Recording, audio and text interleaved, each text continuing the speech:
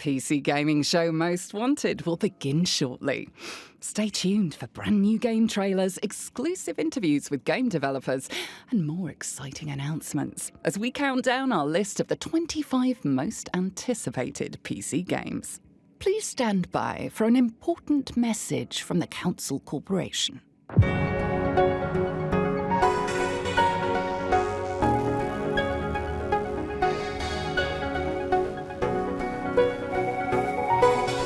Hello, I'm Midas Whitaker, and on behalf of the Council Corporation, I'd like to welcome you, Dave, to the Council.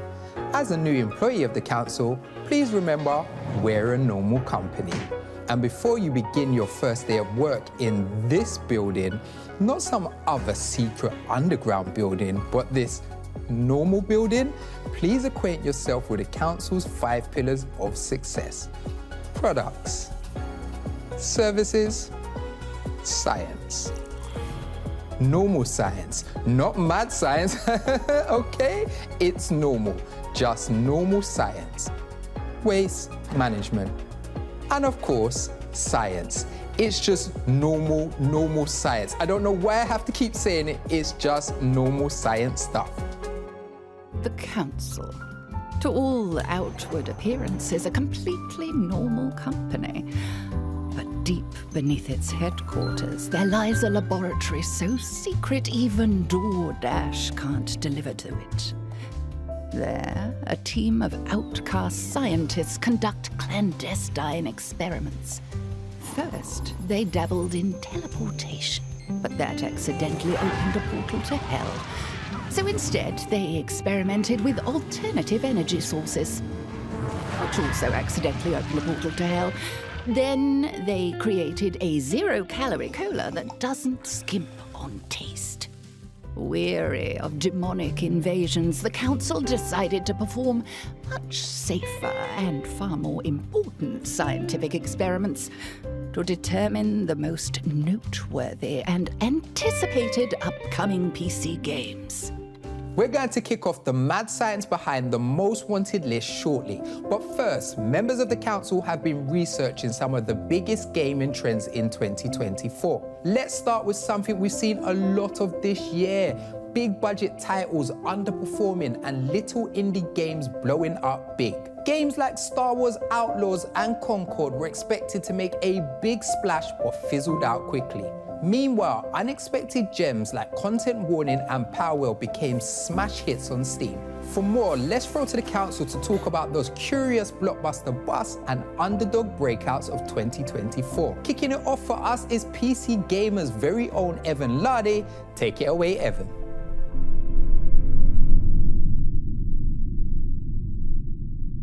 Thanks a lot, Midas. So to me, this is one of the most interesting trends of 2024, and it's been going on for probably a bit longer than that, but it really came into prominence this year. Small games have always been where innovation happens, whether it's Dwarf Fortress or Stardew Valley or Minecraft. There are just so many reasons why one designer programmer can make something that a team of 100 either can't or won't. I think it's funny, you know, the games where you can tell that executives decided to tick boxes thinking it would be the next big thing, even though those trends are late, are the ones that are failing, and the ones that are bringing something new or fresh or kind of retro are the ones that are succeeding. We expect the biggest game publishers in the world to release successful games. You know, they have the biggest budgets, the biggest development time, marketing, all the bells and whistles. But it doesn't always work out that way. Independent developers are roughly on equal footing, or at least as equal footing as they've ever been. This new generation of gamers is more hungry for innovation than before.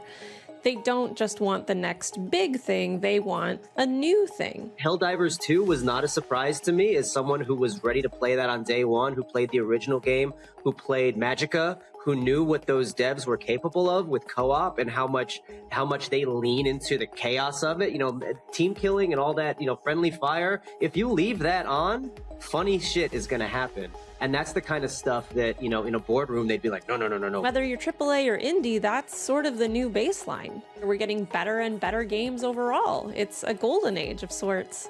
Personally, I'm glad that more people are playing more kinds of games now, and I hope we can all stay curious. Oh wow, we're definitely seeing a resurgence of those classic-style games we know and love. Now, in 2023, Japan had a big year in PC gaming with Armored Core 6, the Resident Evil 4 remake, and Like a Dragon Gaiden. But no one was prepared for just how huge 2024 would be for Japanese games. In the first 2 weeks of January alone, Pocket Pair's Power World sold 12 million copies, becoming the second biggest selling Japanese game in Steam history. And that was just the start. Tekken 8, Like a Dragon Infinite Wealth, Persona 3 Reload, Elden Ring Shadow of the Erdtree. I could keep going, but I'm gonna run out of fingers to count on. For more on how Japan is absolutely crushing it on PC, let's take this topic to a few of our council members.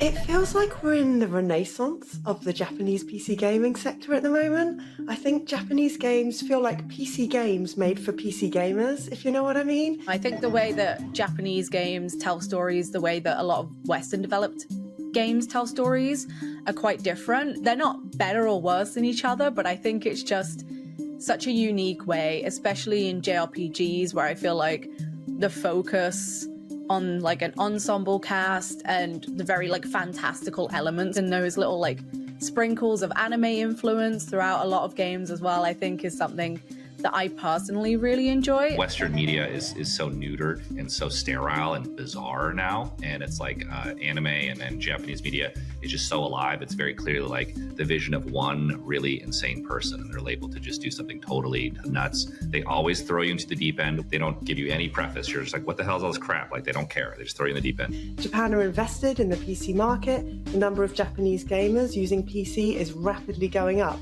And a lot of older Japanese games have now made their way onto PC recently. There are already a bunch of really exciting Japanese games that are lined up. The Freedom Wars remaster, Monster Hunter Wilds coming in February. You've got Like a Dragon, Pirate Yakuza in Hawaii. That's coming out at the beginning of the year.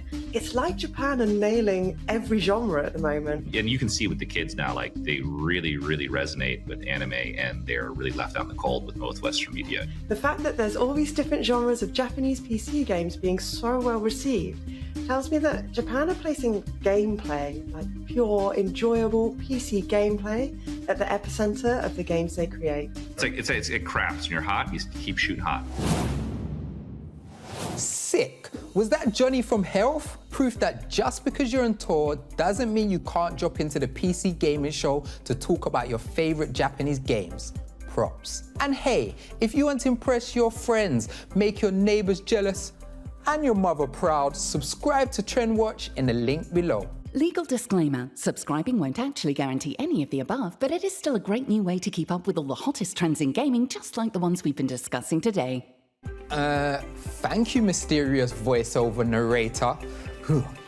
In addition to counting down the most wanted on today's show, we're also revealing all of the exciting games on PC Gamer's personal wish list. Let's get started on that right now with a game that's part Lemmings, part colony builder. Settle in for the craftlings.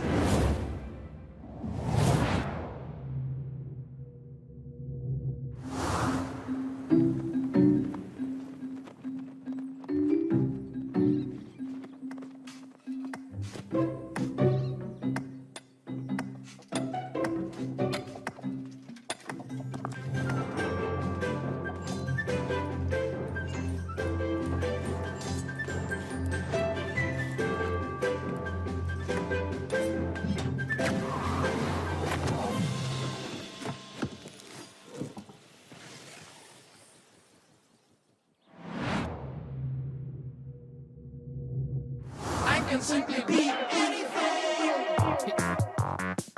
I'm gonna be an apple. I'm gonna be a fan. I want to be a okay. Paper plane or a post package. I can simply be anything.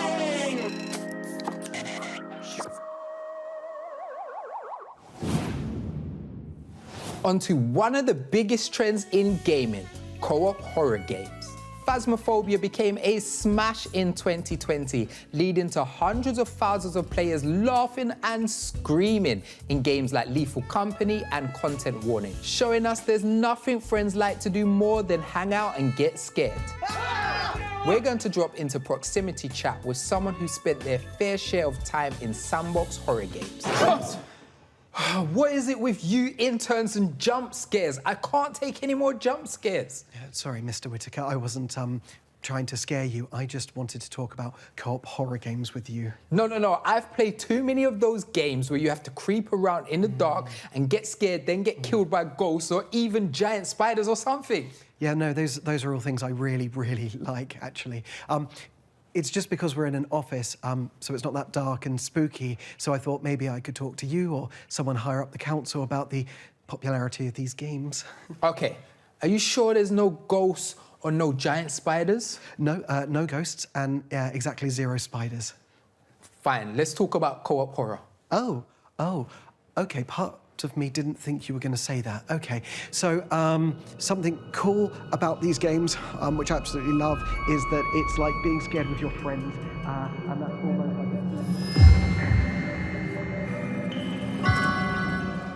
like... See, there was a spider here. Admittedly, it's dead and it's not a giant spider, but it's right to be cautious. And thankfully, as a result, everyone is absolutely fine. Oh my God, the intern's dead. Midas was right. Ben was dead.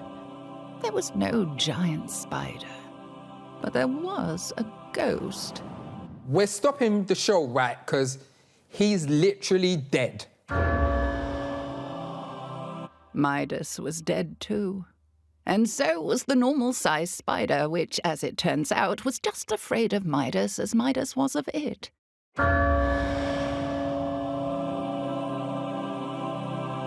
For more on the co-op horror game trend, we take you now to...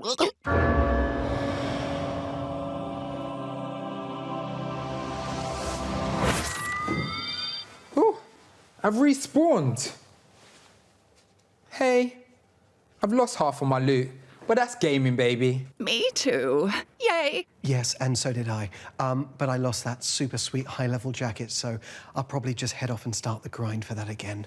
Before any more ghosts or spiders show up, let's get the council's take on the popularity of co-op horror games.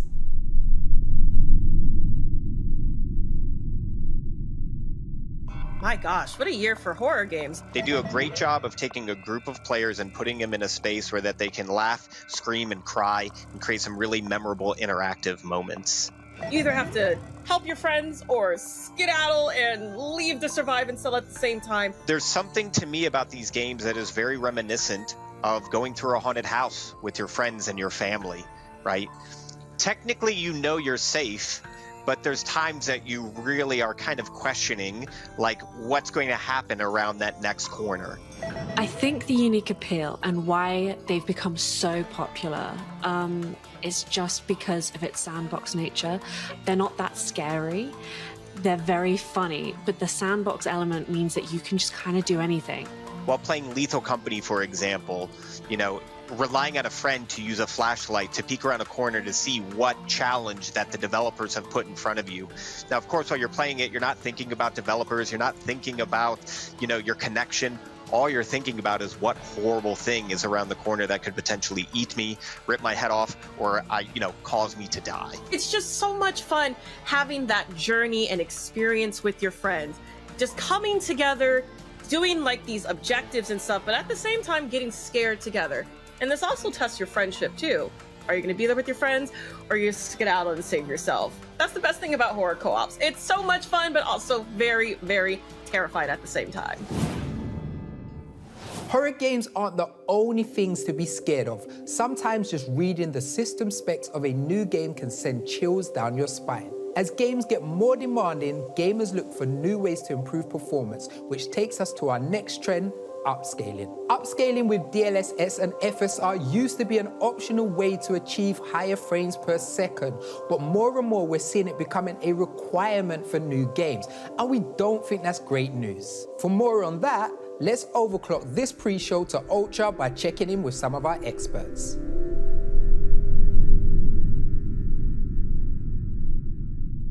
you're having a technological jump with this AI upscaling that allows you to take these frames and blow them up and still make them look good. It makes complete sense that developers are going to use it. It makes complete sense that gamers would want to use it for free performance. It's just the way that it kind of balances out. I have 20 graphics cards sitting on a shelf. I've got 18 processors over here. I've got 5 different motherboards. You know, all these things developers have to try and factor in to say, okay, we want to make sure it runs on this configuration. We want to make sure it runs with this graphics card. And that takes a lot of time. Say you're like really into skiing and you're trying to go down a slope and you want to get under like 2 minutes, but you just can't do it. So you buy better skis and then you nail it under two minutes and everyone on the mountain cheers you, right? Then next year you go back and they've made the course harder and then your skis no longer get you in under 2 minutes. If anything, your skis now feel like they're a requirement for even going down that hard slope rather than a benefit to it. I think that pretty much is kind of where I guess people are seeing how DLSS and FSR and other technologies are being used. I know what you're thinking. This is awesome. Things can't possibly get any better than this. But this is just the pre-show. Coming up soon, we've got the post-pre-show, otherwise known as the show, where we reveal the 25 most wanted games as voted on by more than 80 industry experts and creators. Way back in the days, by which I mean about 5 years ago, Battle Royale utterly dominated the landscape of gaming. And while BR is still huge with games like PUBG and Apex, the new hotness is extraction shooters. Following the success of genre granddaddy Escape from Tarkov, there are loads of extraction shooters gearing up to drop in, like Ark Raiders, Arena Breakout Infinite, Bungie's Marathon, and Beautiful Light. So what does the future of extraction shooters look like, and will Tarkov keep its crown? Let's start a session with the council to find out.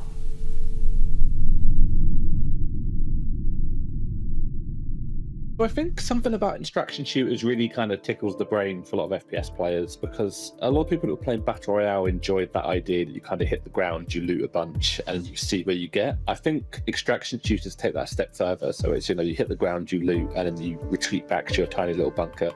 But I also think that having a little bit of tension, having like your loot on the line every time you get into a firefight is something that just really draws people in. And once you're in, it's really got you, you know.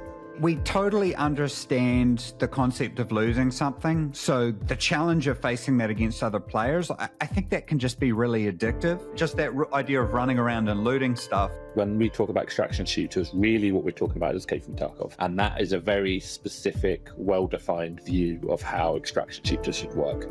So what I'm really enjoying at the moment is that we start to see slightly different flavors. So Grey Zone Warfare is a little bit more of a kind of like military simulator, a little bit more PvE. I've just played Ark Raiders, which is really exciting. And that's kind of a lot more, you have a lot of movement. It's a third-person game. We're seeing everyone now, as with a multiplayer first-person shooter, you can now kind of pick your flavor a little bit. Well, that's it from me on my cartoonishly large desk. Stay tuned for the PC gaming show Most Wanted where...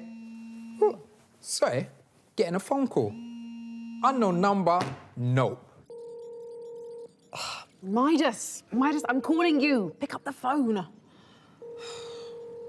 A little help here? You suddenly feel compelled to answer your phone.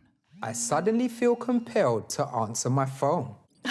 Midas, at last. Frankie, what's with the phone call? You know I'm digital, not analog. Because I'm in the lab. Well, why is the secret underground lab we built in 2024 filled with outdated equipment from 1976? For the vibes? Anyway, we're getting ready to start the show down here. Did you tell everyone that on the PC Gaming Show Most Wanted, our council of industry experts will share their picks for the 25 most anticipated PC games? I was about to, but I got interrupted by a phone call. I was also about to say we've got interviews, trailers, announcements, and a lot more. And it's all hosted by the one and only Frankie Ward. Frankie, that's you. Oh, right. Yeah, I can't talk. I've got to get the show started. Right, Where was I? Oh, of course. Before you lot head down to Frankie in the lab, we've got an exciting trailer for our friends at Husk Rafts. Here is epic spaceflight action shooter Rogue Eclipse.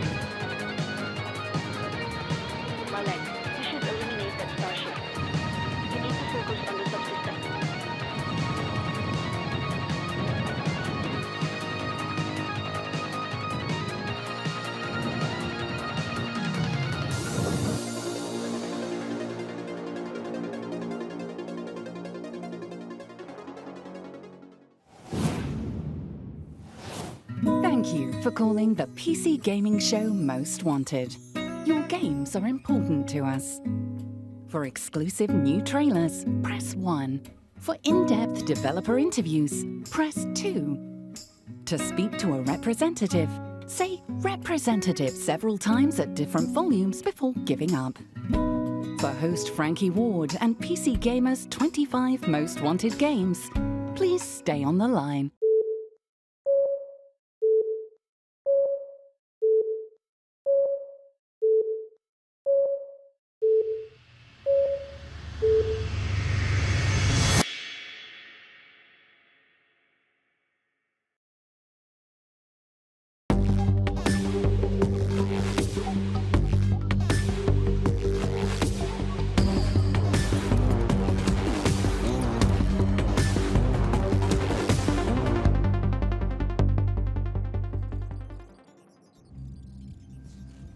Oh, hello. Welcome to the PC Gaming Show Most Wanted. I am Frankie Ward, broadcasting our show from a top-secret underground lab where the finest scientific minds of our generation are on the brink of an exciting new technological breakthrough, the invention of a numbered list filled with video games. It's never been done before. Why spend hundreds of millions to build a secret lab to study video games? Because these days there are so many games coming out, you need a wish list a mile high to keep track of them all. Did you know that by the time I finish this sentence, 14 more games will have been added to Steam, and 8 of them will be hidden object games about cats? To come up with a definitive list of the most exciting and anticipated PC games on the horizon, we've assembled a team of more than 80 talented game developers, prolific content creators, and expert critics. We gave them one assignment: dive into the ocean of upcoming games and catch the biggest and best games worthy of your attention. Today, those 25 scientifically selected games will become PC Gaming's Most Wanted. And by the way, we've got a lot more than 25 games to show you. We'll also be revealing some of the awesome games on PC Gamer's very own wishlist. Not only that, we travelled far from our secret lab this year to talk directly to game developers at their studios. So we'll be bringing you a behind-the-scenes look at some of the exciting games they're creating. Right, get ready, because our biggest show ever is about to begin. Let's get this show started with our first look at some of the awesome games on the PC Gamer wishlist.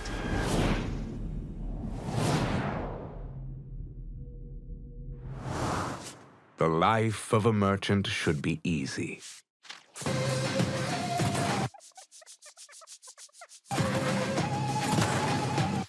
Yours is not. And yet, you want more. You seek wealth. A golden future for your friends. Does your ambition meet no end? Tell me, little merchant, how much can you take?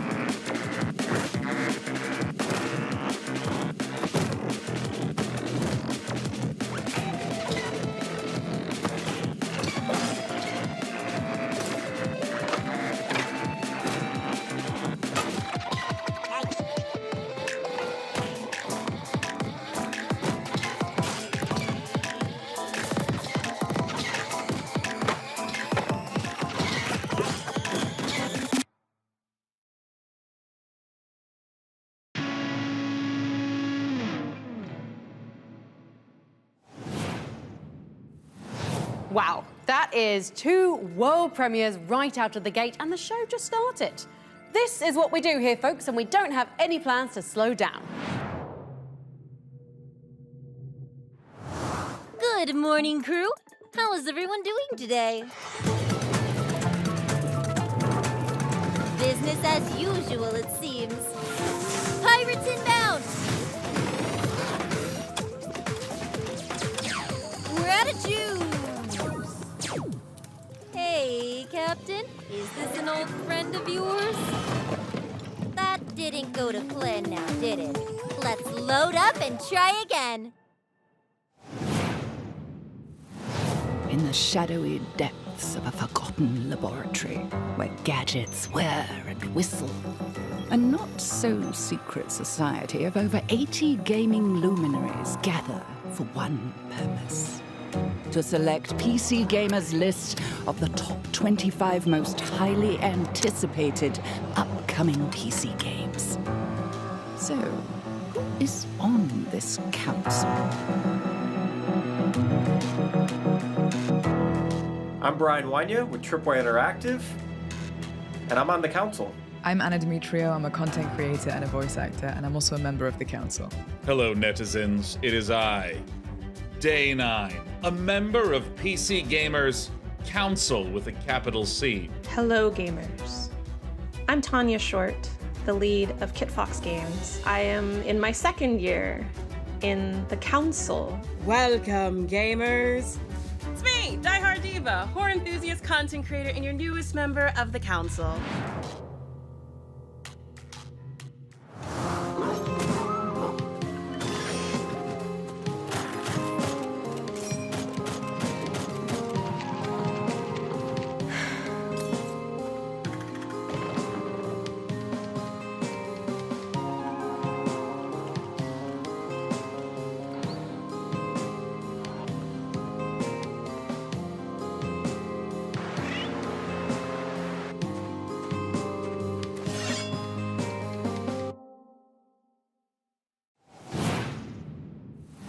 Enough appetizers. Let's get to the main course, the first entry on our most wanted list.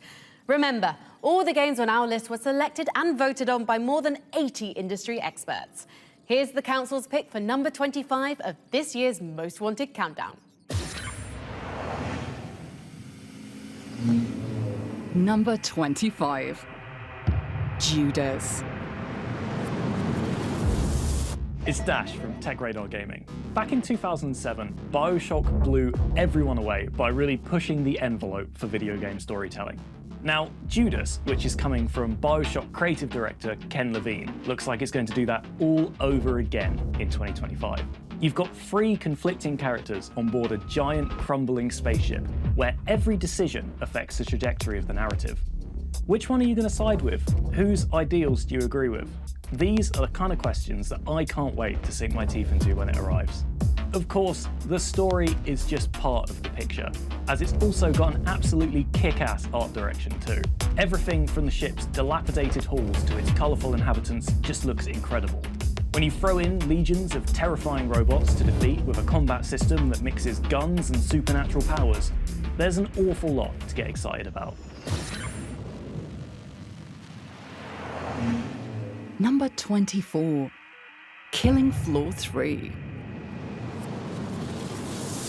Hey everyone, I wanted to take a moment and say thank you on behalf of everyone at Tripwire. A massive thank you to our fans, and thank you to PC Gamer. To be included in the 25 most wanted games of 2025 is an absolute honor. We're incredibly excited, flattered, honored. I'm just repeating words now, that's how excited I am. But we're excited and we wanted to say thank you. So we're going to show you an exclusive look at one of our classic Zeds reimagined for Killing Floor 3.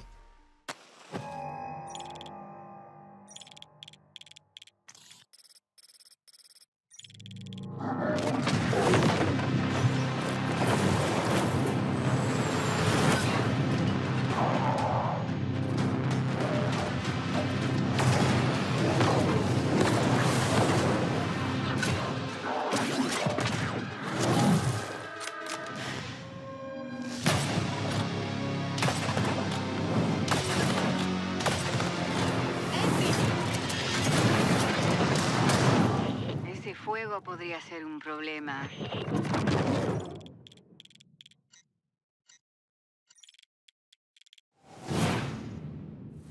Killing Floor 3 is utter co-op carnage, and I cannot wait to grab my friends and splatter some Zeds. Before we get too deep into our most wanted list, I want to help you keep track of all the great games we're showing you today. Just head to our Steam page at pcgamer.com/wishlist and you'll find every game from today's show. Speaking of lists, let's scroll through PC Gamer's overstuffed wishlist for something new. You've heard that money makes the world go round, and that's triply true in our next game, which mixes up a fantasy city builder, a GOG game, and a real-time strategy, all in the same pot. Here's Gold Gold Adventure Gold.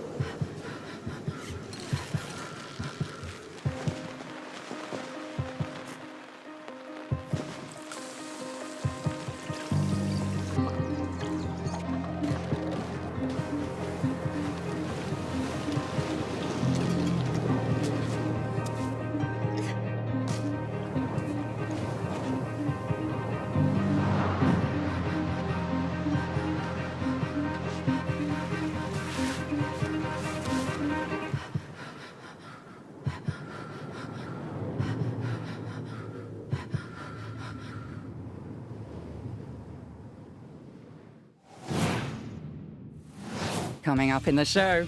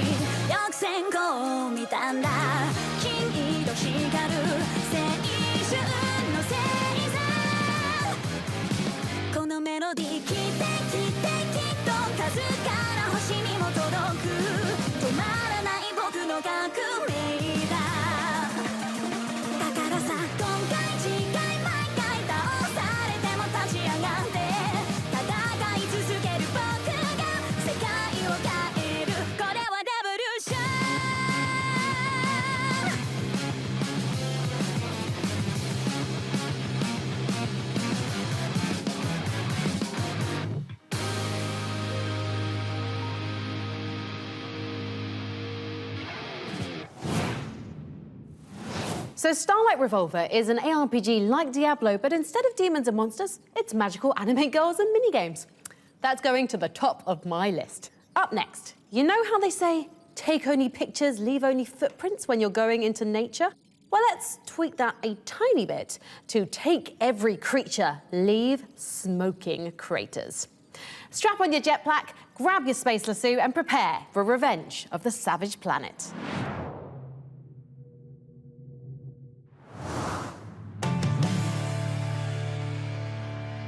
Together, we will get back what they have stolen from us. Kindred will rise again.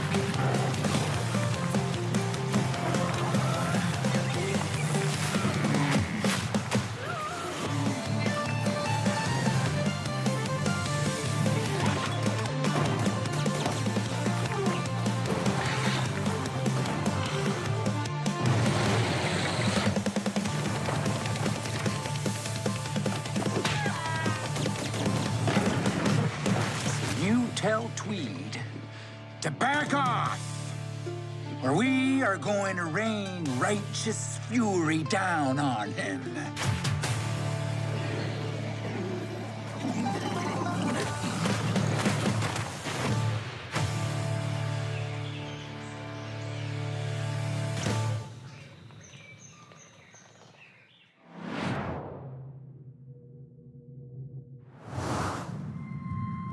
And on that day, everything was taken from us.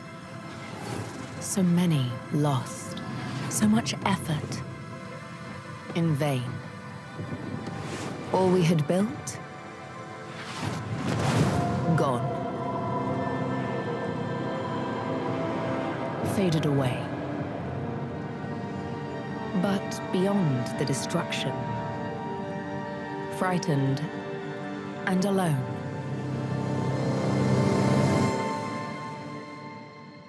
we found each other. Now, together, we're discovering new horizons. Every foundation laid, every spark ignited, every connection made builds something new.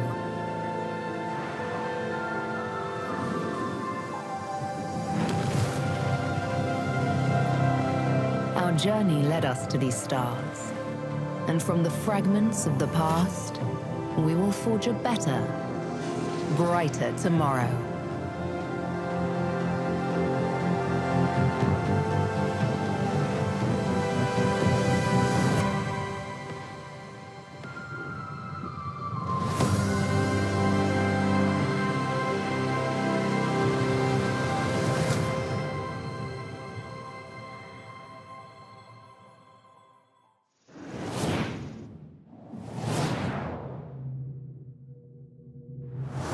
I wake to the warmth of the waxing salt sun, and before I draw breath, it sidewinds to the beetle moon.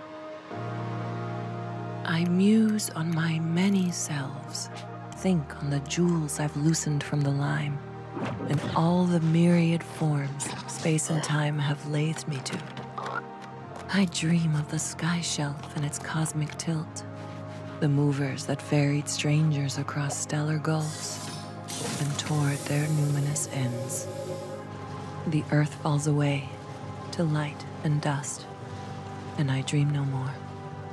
Now we become the specters that peopled the caves of Cud. It's been a long time coming, but well worth the wait. Caves of Cud is one of our favourite roguelikes, and its 1.0 release is out right now. Next up, we've got... Sorry to interrupt, but the Council's deep orbit satellite is picking up a transmission. Looks like it's coming from the planet Draga in the Virgo constellation, 60 light years away. No, wait, scratch that. It's coming from Los Angeles. I've said it before. I'll say it again. That's 2 times I'm gonna say it. Beverly Hills Cop refers to Billy Rosewood, not Axel Foley. In fact, Axel Foley says the line, Billy's a Beverly Hills Cop, 1 hour, 14 minutes, and 33 seconds into the first movie. Case closed. Was that streamer, game developer, and PC gaming show host Sean Day9 Plot talking about Beverly Hills Cop? Yes, to all of the above. It should not be legal to call a meal a shrimp feast if it has less than 8 shrimp. That's not a feast. It's not even a fest. Sean, hello. Oh, Frankie, I didn't see you there. Oh, and disembodied voice of Amelia Tyler. I didn't hear you there either. Hi. Sean, what are you doing exactly? Well, I'm not hosting the PC gaming show Most Wanted this year, so I thought, why not explore other art forms? You know, outside of looking seductively into a camera while I talk about video games. So now you're a movie vlogger and shrimp critic? We prefer the term shrimp journalist. Okay. Will you promise to leave movies and shrimp alone if I let you talk about a video game while looking into a camera? Oh, golly, do you mean it, Dr. Ward? Well, why not? Just make sure the viewers know I'm the star of the show.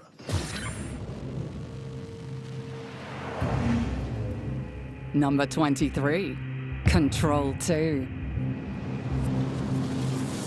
Now, I know we all like working from home, but there's one office we all long to return to. The Federal Bureau of Control. We're still a little light on the details of Remedy Entertainment's Control 2, but if you've played Control 1, you know why I'm excited. Control 1 had brilliant execution on some familiar third-person action mechanics, except it took kind of a mysterious SCP Foundation-style twist with telekinetic mastery, flinging objects at enemies, and more importantly, a brilliantly realized world with mystery around every corner.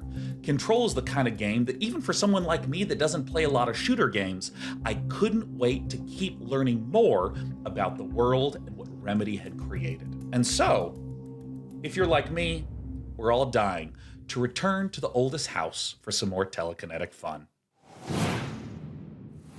Here's one for your wish list. In Crescent County, witches go high-tech with jet-powered motor brooms in a life sim and racing game that delivers itself to number 22 on our most wanted list.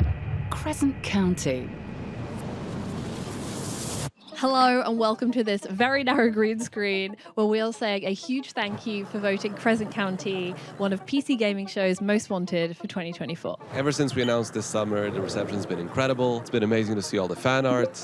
And fan fiction. And all the fan music. And honestly, just seeing the reception, meeting people at Comic-Con and spending time seeing people resonate with the, core concepts of Crescent County, like making deliveries, racing your friends and kissing them on the mouth. We can't wait to show you a bit more of the game, a lot of the cool modifications you can make to your broom, all the cool little shortcuts around the island. And all the general mischief that you can get into too. So if that sounds like your vibe, we'd love it if you could join us on the Discord. We've got something in the works we're very excited about, but we also really want to show people more about the process of game dev as we think it's really important. So yeah, follow us on social media and we hope we can get this in your hands very soon. Thank you so much. Thank you. Bye. Yeah, sorry, we totally changed our minds. Our first playtest is going to be on Steam and Itch on the 8th of December.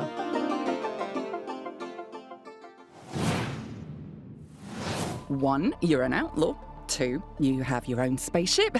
3, you have a misfit crew to manage. Do I even need to go on?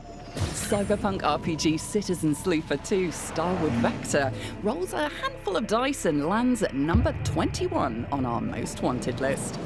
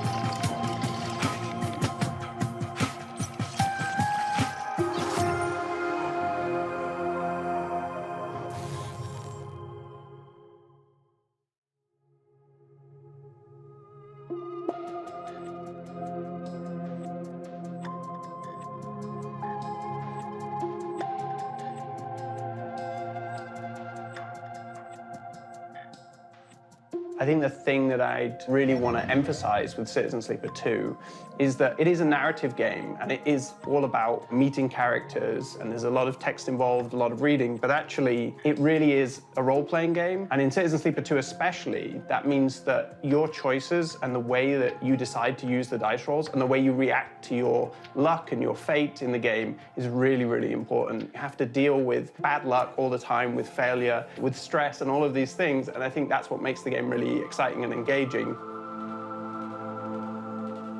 I think the thing that I'm trying to do differently with Citizen Sleeper 2 is really emphasize the mechanical aspects of the role-playing. I think the first game did a really good job for players who are really into role-playing, but I think for the second game I wanted to have much more mechanical elements supporting that. So the new dice system, the new stress system, glitching your dice, breaking your dice, all of these structures, they kind of create much more gameplay around the body of the sleeper, what it means to be like an android whose body is falling apart because they're escaping the corporation that made them. You're really getting to see that in the mechanics, but also in the story, this way that the sleeper's really struggling with this very human thing, which is this strange unknowability of our own bodies, that they are both something that we are, and they're integral to who we are as people. But they're also something that we don't exactly know how they work all the time, and we don't know what they're doing all the time. We just kind of feel their effects. Qualities that I really tried to bring into Citizen Sleeper 2 and maintain, even though you've got the crew, you've got the ship, you're traveling around, it's kind of like the human scale sci-fi, and really the intimacy with the characters, but also the intimate quality of the writing and the experience of kind of being in the body. It's kind of almost like a kind of emotional realism that the game tries to have. So I think that's been really important.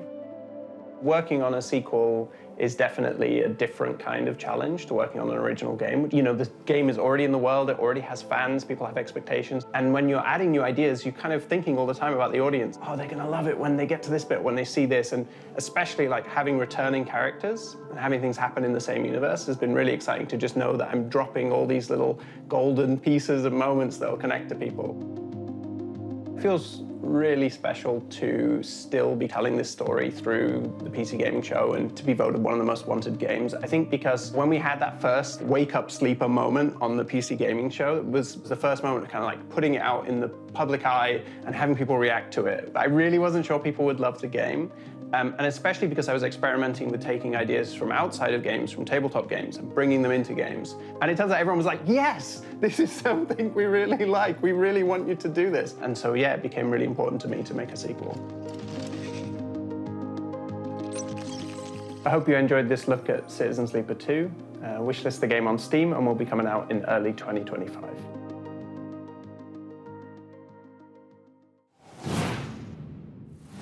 If you're keeping score, we've just revealed our first 5 most wanted games. At number 25, we had Judas. Breaking through with more guns and gore than ever before, it's Killing Floor 3 at number 24. Control 2 warps to number 23. Crescent County charms its way into number 22, and Citizen Sleeper 2 Starward Vector takes launch at number 21. Right, let's get back to our wish list for our next game. We couldn't afford to take a rocket into the distant regions of deep space, so we did the next best thing. We took a trip to Iceland to talk to the makers of space survival MMO Eve Frontier.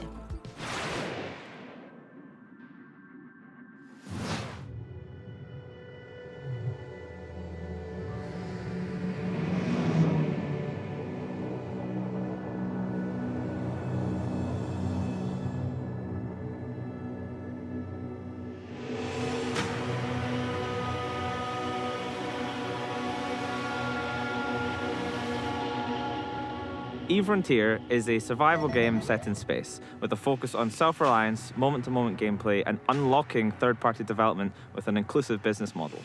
I think it's bordering on survival horror almost, in this huge, vast, empty universe with the rotting vestiges of an old civilization that grew too large and eventually collapsed. We're focusing really on the exploration. They'll be able to go vast distances, and in order to do so, they'll really have to prepare for that journey. They'll have to take resources with them. They might be able to survive out in the cold, in the wilderness. There'll be places where people choose to gather because there's an abundance of natural resources. Much like in our real life, we expect people to do the same with their digital civilizations.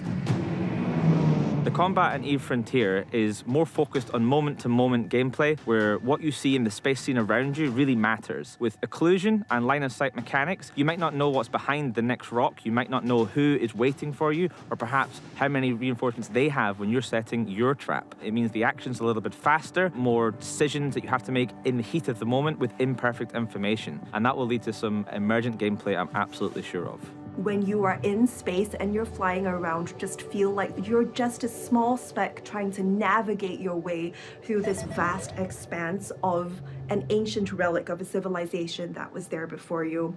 Using blockchain technology also lets us open up this universe to a layer where other players will be able to modify and co-create this universe with us. CCP's always worked with third-party developers. It's part of what makes EVE Online so good at what it does, and we have just taken that and amplified it with EVE Frontier. It's open source, and that means that you can go in and you can program directly into the game with our Smart Assemblies features. Smart assemblies are structures in space that you as a player will be able to modify using code that you are writing and then deploying onto the blockchain.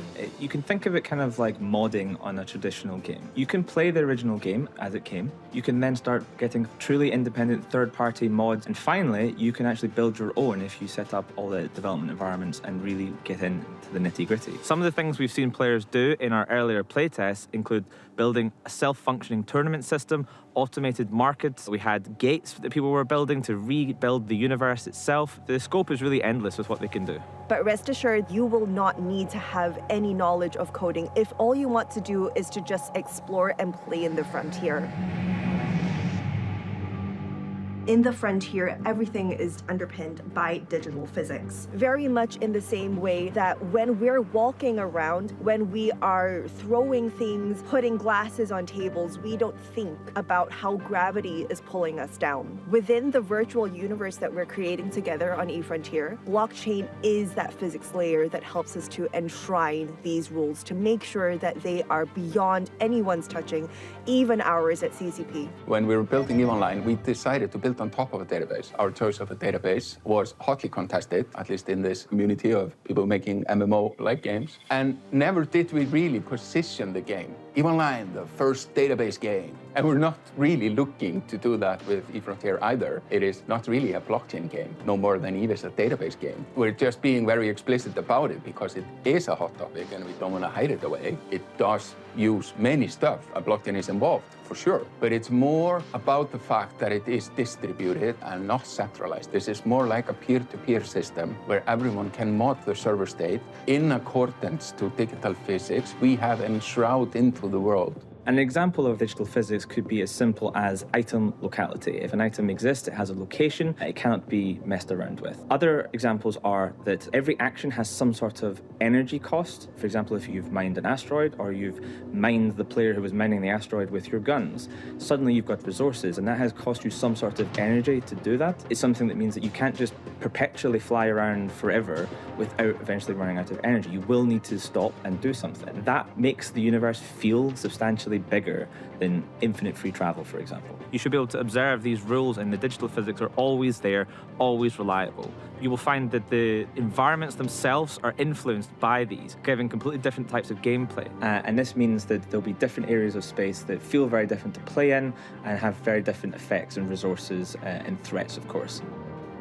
Our motto is, we create virtual worlds more meaningful than real life. And EVE Online has been running for more than 22 years now, and it is a virtual world that thousands and thousands of people choose to inhabit and find very real meaning in. We want to build eFrontier such that as time goes on and it becomes more and more decentralized, the people who actually choose to inhabit and find meaning in this virtual world can control it, and to such an extent that it can't be shut off. They choose to be here, they choose to live here in this virtual world, they should have a say in it. And eventually the true long-term goal with open sourcing the Carbon development platform, the ownership of the game itself will essentially reside in the citizens of the frontier. We're really excited for you to join us on the frontier. To get your hands on Founder Access Packs, which are available right now, head on over to efrontier.com.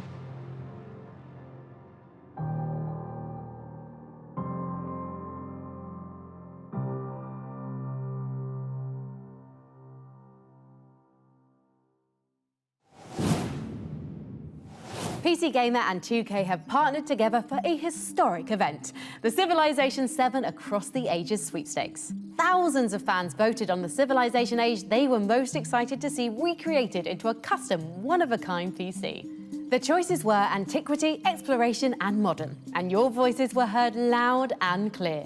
The winner was the Modern Age. Over the course of the next few months leading up to the launch of Sid Meier's Civilization 7 on February 11th, PC Gamer, in partnership with 2K Games, will be building this unique PC and giving it away to one very lucky sweepstakes winner. The winner will also receive a $2,500 travel voucher so they can visit a real wonder of the world before building it in Civilization 7. And even if you didn't win, we'll be releasing a video showing exactly how this beautiful Civilization 7 PC was built, so you'll still get to watch Civ history in the making. Great games come from anywhere. That's the motto of publisher Midwest Games, and to prove it, they're showing off not one, but two of their upcoming titles.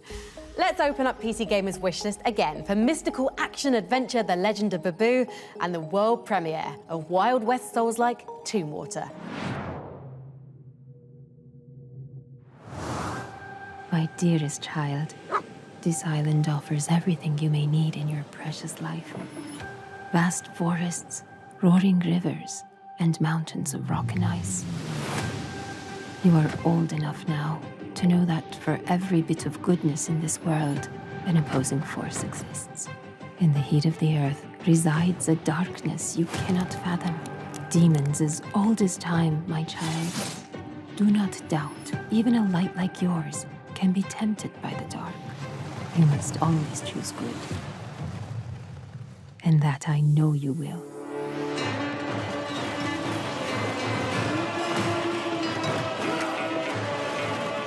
Sepe, be resilient, be resourceful. Be brave, my son. Stay in the light, with Babu by your side. And may the magic of this island protect us all.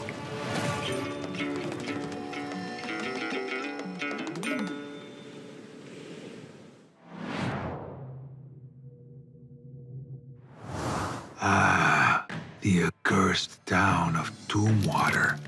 Tell me, lone gunslinger, why have you come to this decrepit settlement? Monsters roam the streets, and horrors lie beneath. There's something sinister in the soil. A curse that's hidden under it all. No one leaves Tombwater alive. And it won't be long until you succumb to the madness.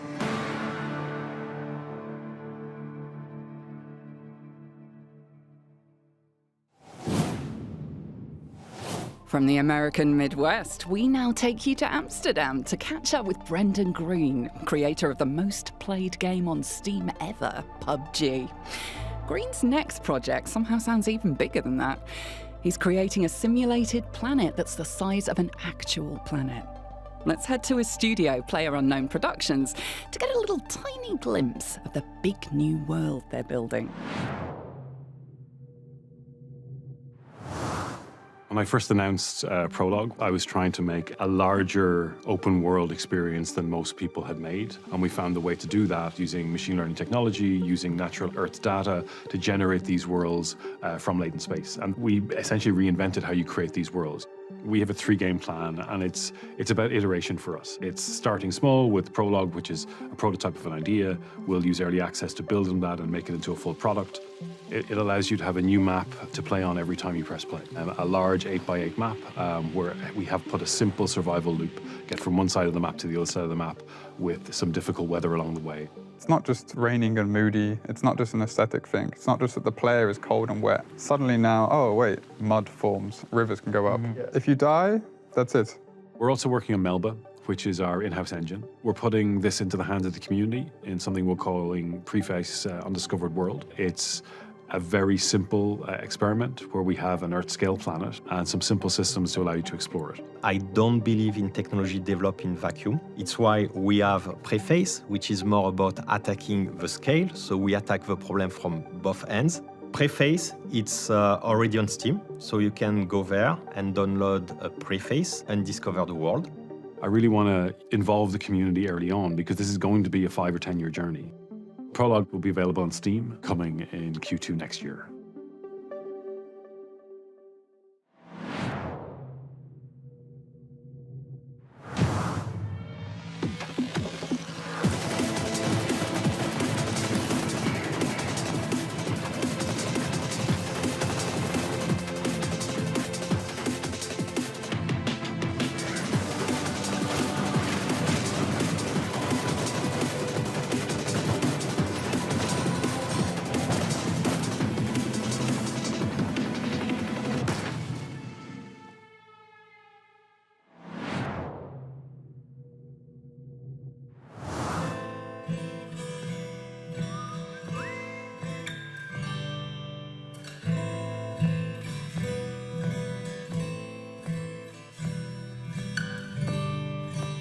Oh, hey!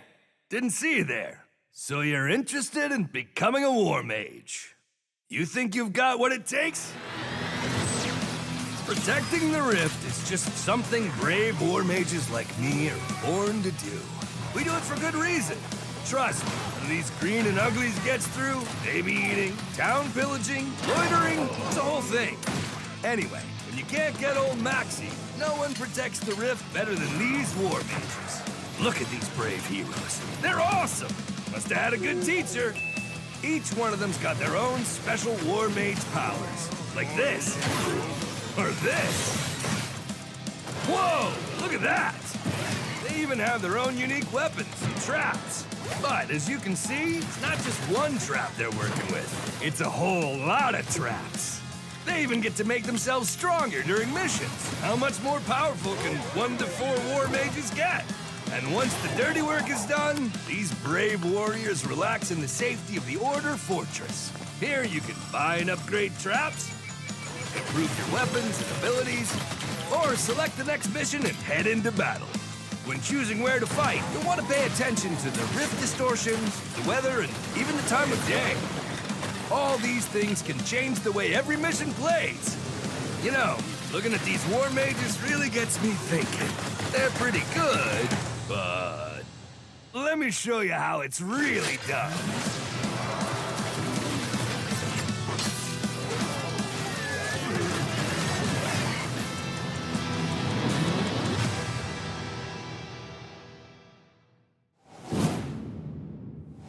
That is a lot of orcs. But luckily, you've got loads of new ways to kill them. And this time you can play with up to 4 of your friends. Orcs Must Die Death Trap springs into action in early 2025. Do not go anywhere because we've got a lot more great new games to see as our Most Wanted countdown continues.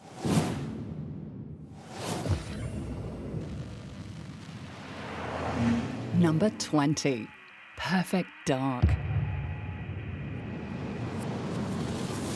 The Perfect Dark gameplay trailer looked amazing, but that's not the only reason I'm excited about it. Look, I'm an old school gamer, so retro N64 GoldenEye is one of my favorite shooters ever. We're talking the characters, the level designs, the missions. That game is immaculate. But I missed out on Rare's next treat, Perfect Dark, and I was always intrigued by the lead protagonist Joanna Dark, and I loved the whole alien conspiracy thing. Seeing Perfect Dark's fluid gameplay, Joanna's traversal, which is giving me Mirror Edge vibes, and stunning graphics, and it's just given a perfect blend, and that's why I'm hyped.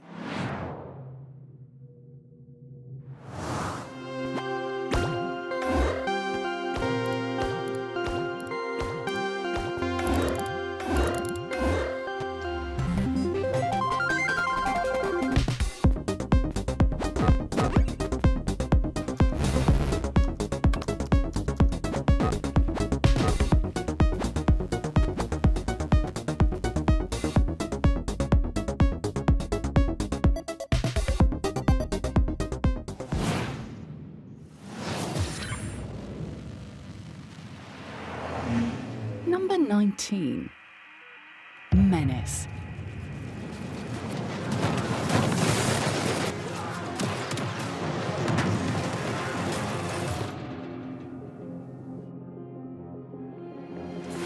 Nox has landed.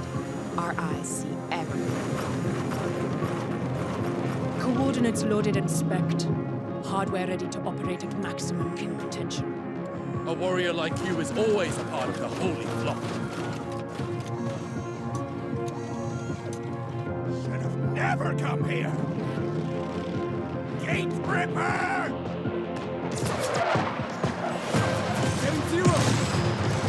Yeah, I'll help in a sec. Hardware destroyed.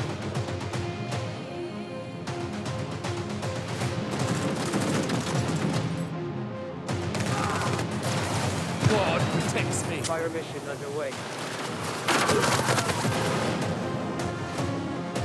Neutralized. Rip it apart! Death takes my enemies. Touching them up. These dogs got back! Taking fire! Incoming! Enemy hardware! Hostiles. They keep coming!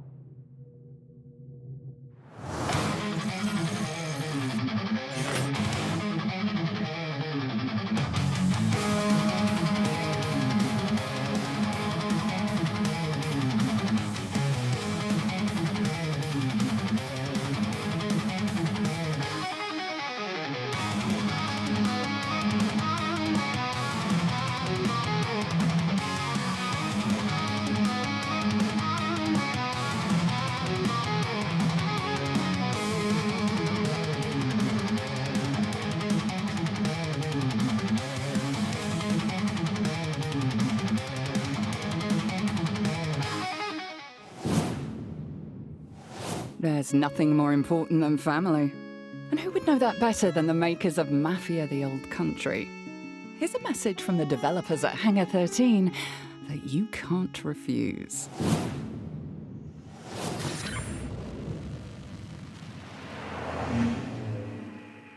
Number 18, Mafia: The Old Country.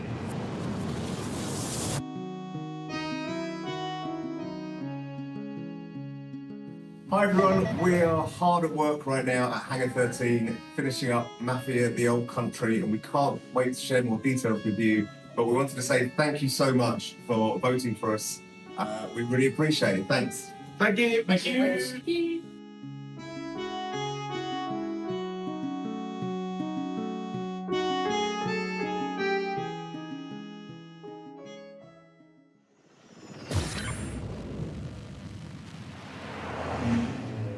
Number 17, Dune Awakening.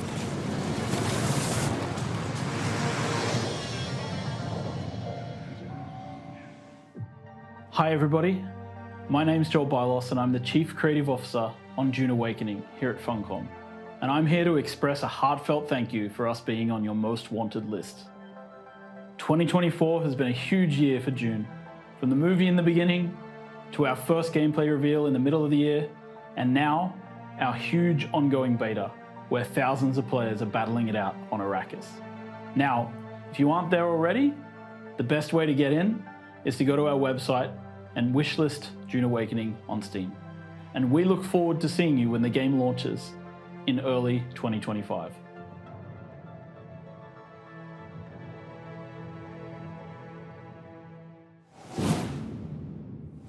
Wow, I have never been so excited about crash landing in a desert. It was lovely to hear from the folks at Funcom, and I am definitely looking forward to exploring Arrakis in 2025. PC Gamer wants to know what you think, and since we can't read your minds, not legally anyway, follow the link on your screen to take the PC Gaming Show viewer survey. Trust me, it's much easier than trying to communicate with us telepathically.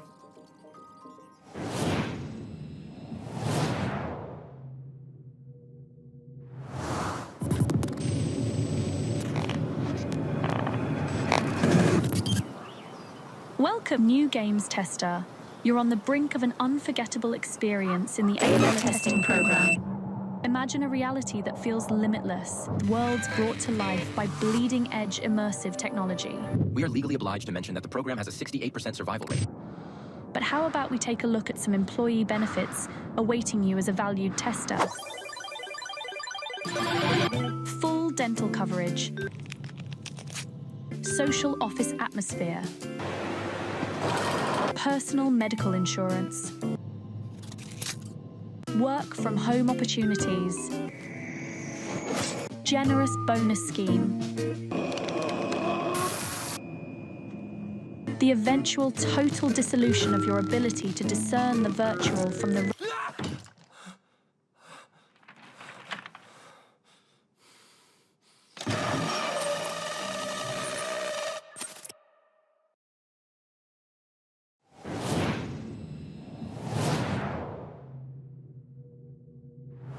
Not going to lie to you, this is worse than I expected. Gate is cleaning house, and we are the dirt.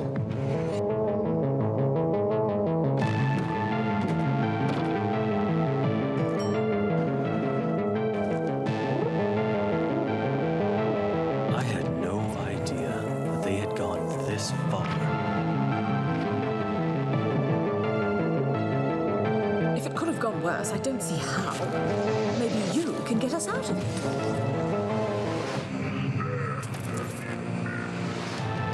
Maybe they overestimate us.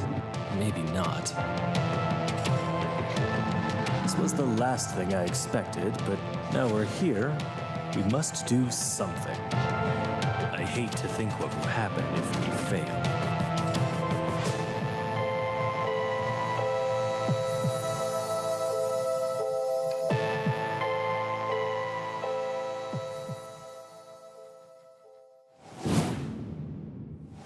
As someone who definitely works in a secret underground science lab, I sure am glad we've never had a containment breach like in Abiotic Factor. Warning. Containment breach like in Abiotic Factor. All scientists are at risk of exposure, or worse, talking about what they've witnessed. You know how scientists love to gossip. Sounds serious. I'd better check the employee manual. Okay, let's see. Interdimensional invasion protocols, Skynet self-awareness failsafes.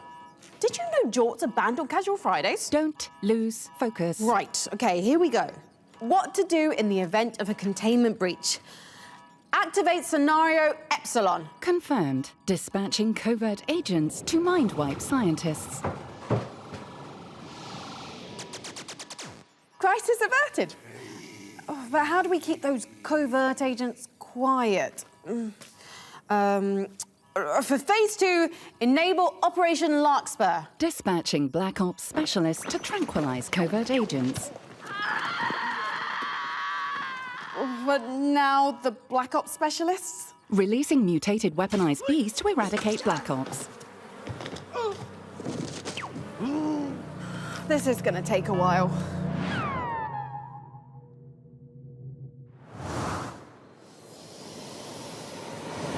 You said escape was impossible, but somehow a test subject got out of the trial environment. But what concerns me is She hasn't tried to escape the facility. Oh, she's here.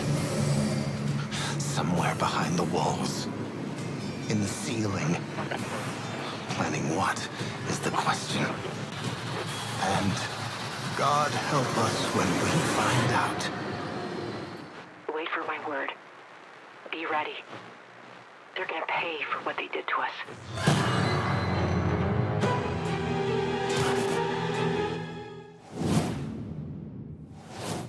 Releasing nano-terminators to eradicate teleporting anacondas. Sentient acid deployed to eat through nano-terminators. Cloning janitors to clean up sentient acid. Releasing zombie virus to eliminate cloned janitors. Importing scientists to cure zombie outbreak. Releasing more things. Wait. We're back to just having scientists in the lab again, right? Can't we just stop here? But the next one is really fun and super gross. I'm tempted, but we should probably get on with the show. Fine. You know, you used to be cool. You've changed. Let's get out of the lab and into a place where nothing terrible has ever happened. A magic school for children. Here is number 16 on our most wanted list.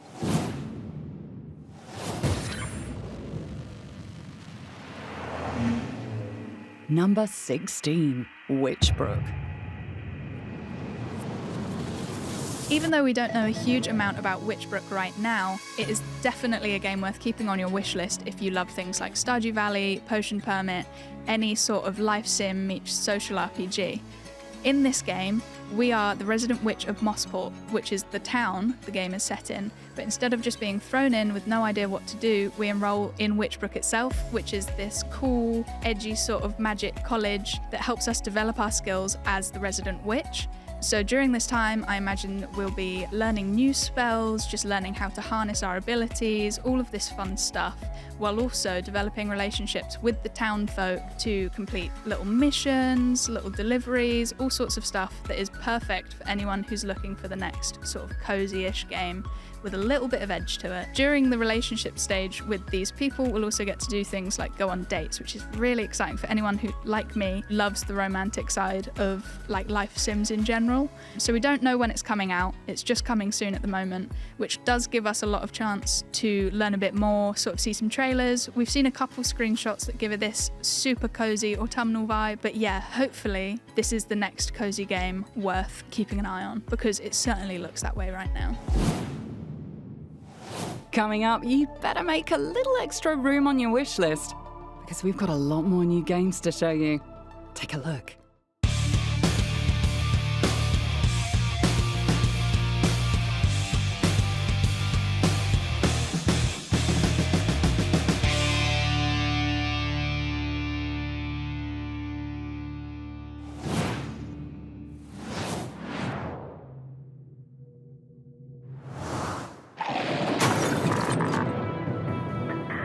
The planet-wide blackout was evolutionary.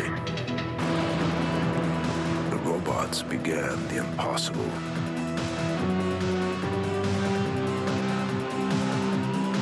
They changed.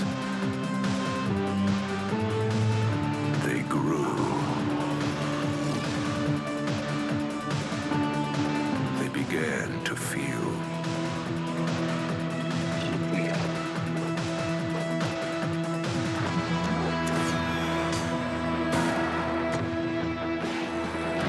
Life has come too quickly to the mechanical shell of human creation.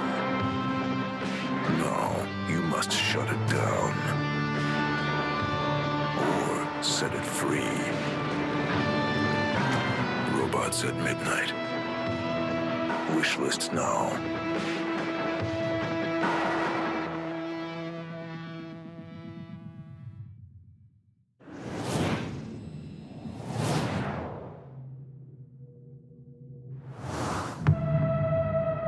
What the hell happened to these people? Please! Oh God, help me! What the hell have you people been doing down here? I thought you said there weren't any more survivors. Nothing's changed. We stick to the plan. This place is falling apart! Water's flooding in! Oh my god! Shoot it!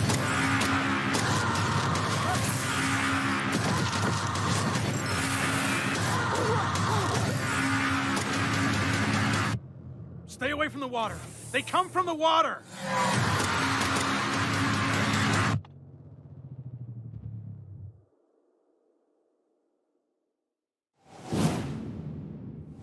Deepest fear there, once again proving that going to the bottom of the ocean always results in monsters. At least you can stop holding your breath for the next game on our most wanted list. We had to wait for more than a decade, but the beloved series is finally back. Kick flipping into number 15 on our list, here's Skate.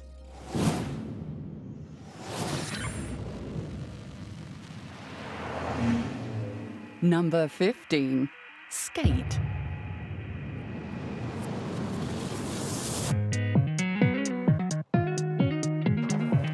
Hey there, friends at the PC Gaming Show. I'm Jeff Seamster, head of creative at Full Circle, and I wanted to stop by to say how thrilled we are to have Skate named as one of the games you're most excited about. We're pretty excited too, and with early access coming in 2025, we can't wait to get all of you skating the streets of San Amsterdam. A huge thank you to everyone involved in choosing Skate as one of your most anticipated titles and for all of your continued support for our game. I'm really proud of what we've accomplished so far, and we couldn't do it without all of you. We're so grateful to our community of fans, new and old, and to the Skate insiders who have joined us on this wild ride. Thank you again from all of us at Full Circle, and we'll see you in Sandvan. Thank you. Thank you. Thank you. Thank you, PC Gaming Show. Thank you, Skate community. We are just as excited as you are. Thank you. We can't wait to skate with you in San Amsterdam. Thank you, everyone. Thank you. I'm so stoked to play with everyone soon.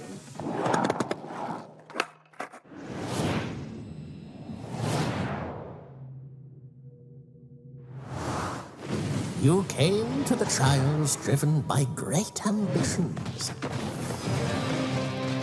Many challenged you to battle, and several elemental masters, each wielding great power, taught you the secrets of the elements. You think you have seen much, but you have seen nothing. You have yet to set foot in the towering peaks that guard a forsaken castle, a realm under the dominion of the king and queen of turmoil. If you still dream of becoming the wizard of legend, your journey in the trials has only just begun.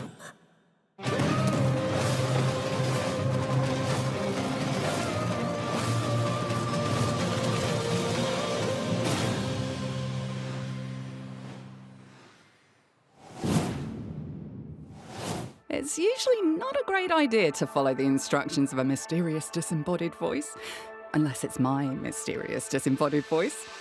Visit pcgamer.com/wishlist for the PC Gaming Show Most Wanted Steam page, where you'll find all the great games from today's show in one convenient place. Now, back to the show.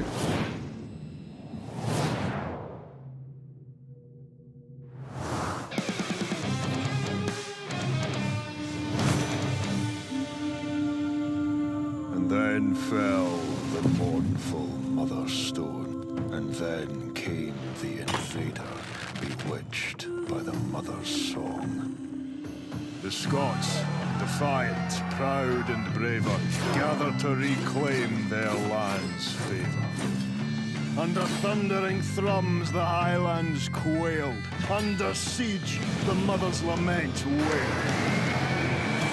When at last the chaos of battle did ring, when at last their freedom they would bring, through blood, fury and bone, their legends would sing, and they would fight the sorrow, while fell the tears of metal.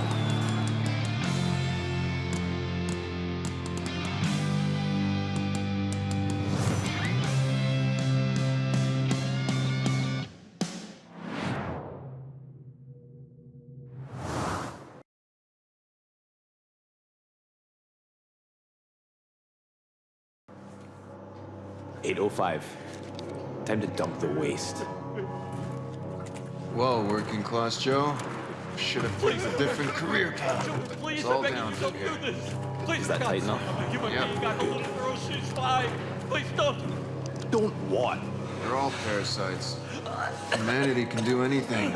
Look what that gave us. I didn't. Well, you did.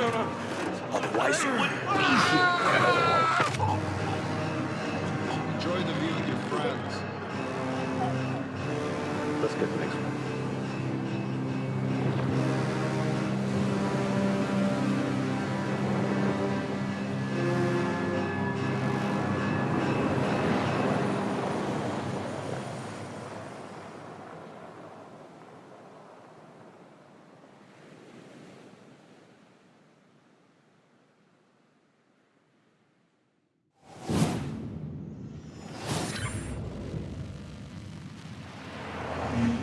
Number 14, Project 007. We know close to O about Project 007 at this point, but I have absolute, complete and total faith that it's going to be a standout success. I mean, there is not one studio I would trust more in making a spy game than Danish developer IO Interactive, best known for the Hitman games. I mean, you could take the Dartmoor level of Hitman 3, mod James Bond into it rather than Agent 47, and you'd pretty much have a perfect demo for what Project 007 should look like, in my opinion. What we do know is that it's a Bond origin story, so that's right, we may finally find out why James Bond likes martinis shaken and not stirred. I think Project 007 is a perfect fit for IO Interactive, and I'm not just saying that because our scientists are part of the same union as James Bond's tech-savvy engineers. Revolutionary technology, experimentation, illegal genetic testing. Our friends at Intel may not approve of everything we get up to down here 10 miles underground, but they do share our passion for innovation. Let's hear what Intel's been working on for our gaming rigs.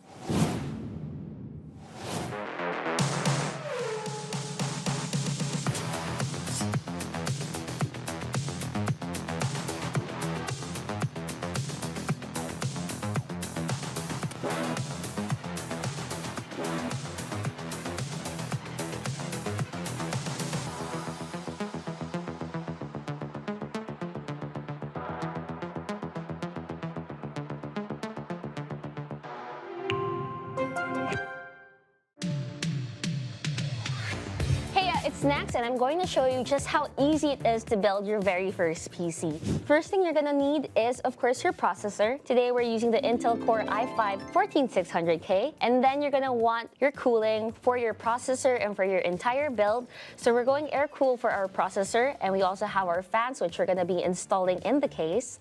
As for our graphics card and motherboard, shout out to ASRock for providing us with these parts.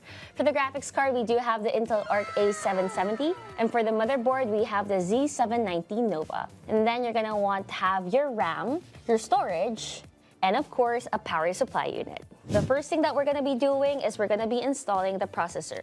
So we are using an ASRock Z790 Nova motherboard. Now this is compatible for the 12th, 13th, and 14th gen processors from Intel, which will make it easier if you guys wanna upgrade in the future. The good thing about the 14600K is that it has 14 cores with 6 performance cores and 8 efficient cores. So the thing is, when you create a build, you want to create a balanced build where the graphics card has a cohesive relationship with the processor. And the processor that we're using, which is the 14600K, goes hand in hand with the ASRock Intel Arc A770. All right, and there you guys have it. I hope you guys are inspired to build your very own PC. It was easy, wasn't it?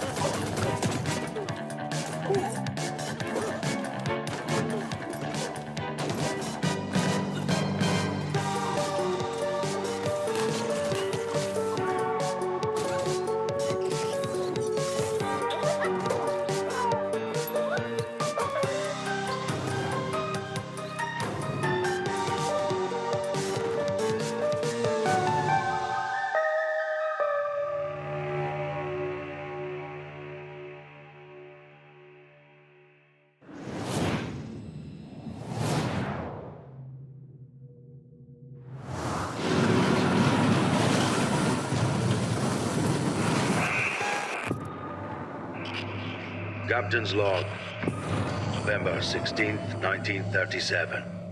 It has been 3 days since the quarantine across Enceladus was announced. We will survive, and we will endure.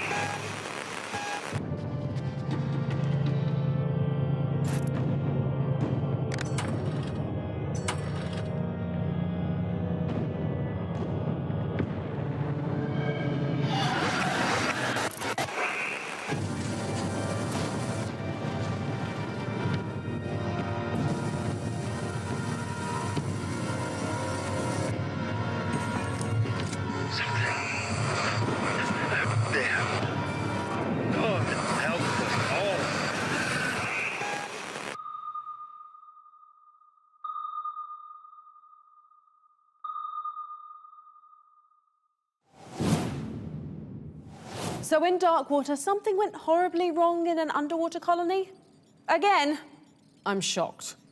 Next up on PC Gamer's wishlist, you'll inherit a sprawling mansion filled with mysteries. It's one of the most intriguing puzzle games we've seen in a long time. Here's Blueprints.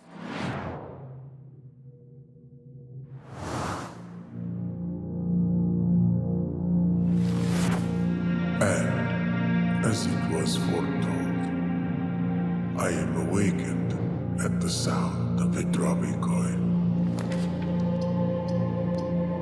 I suspect you wish me to look into your future. The image is becoming clear. Bunker down, because our most wanted list continues. Unravel the mysteries of the quarantine zone in survival FPS Atomfall.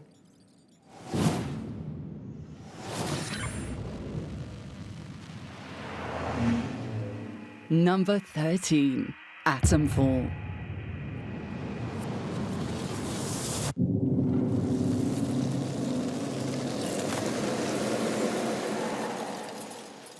Hi, my name is Ben Fisher. I'm Head of Design at Rebellion. Thank you so much for including Atomfall in PC Gaming Show Most Wanted. We can't wait for you to play the game next year. But for now, here's a sneak preview. My name's Molly. You got out to trade? I got bits and bobs for sale.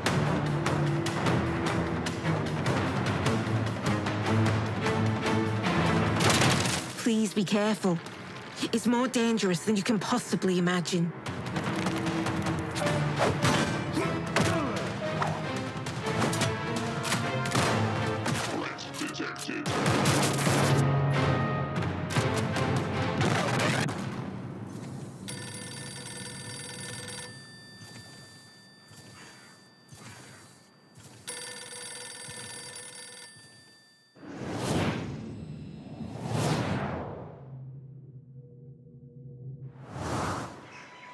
Of all the things I've seen, it's in Eric's home it will happen.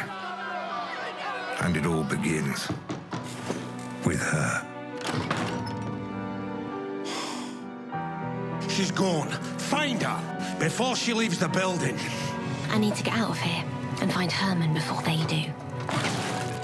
Oh, no, you don't. Look for the main control, maybe. Is that you, Johnson? Go after her! What do you want? I need passage. You told me you wanted out. You and your brother. That's actually why I'm here. I respected your decision because I thought you respected me. They're looking for Herman. You want passage, huh? I'm not keeping these for you anymore. You're taking with you this time. I won't get past this gent without a dart. Hey, Gilbert! What's keeping you? He's not here. She's brave, but she doesn't know what she's set in motion.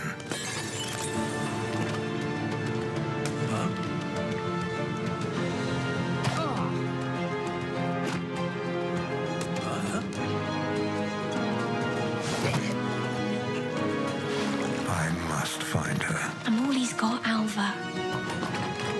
He's all I've got. Before he does.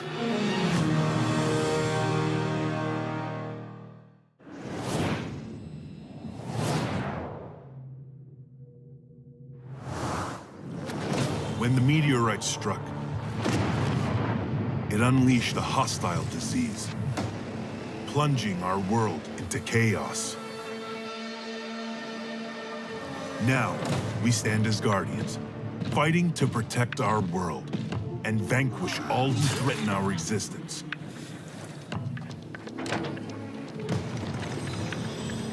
Against all odds, we must battle mutations, traitors, and infidels.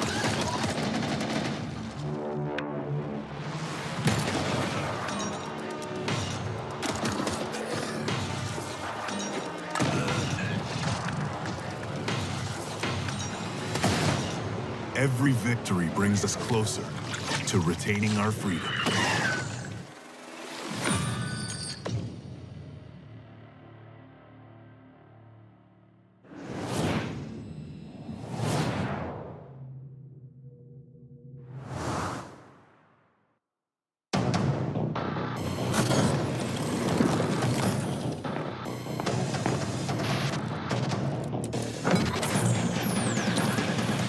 The Dynasty have blown the bridge to the temple site. Our drone reconnaissance shows heavy defenses in the area, so watch your step. Get some defenses up and give the archaeologists time to work.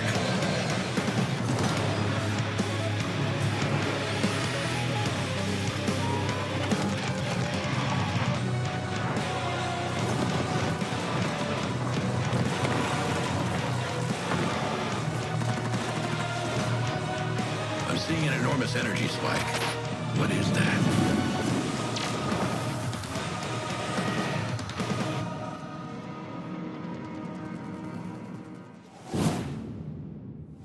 Yes, the glory of 1990s RTS games is still alive in Tempest Rising. Next on our ever-growing wish list, an action-adventure RPG coming early next year finally reveals its biggest villain. And that voice sounds a bit familiar. Here's the new trailer for Eternal Strands.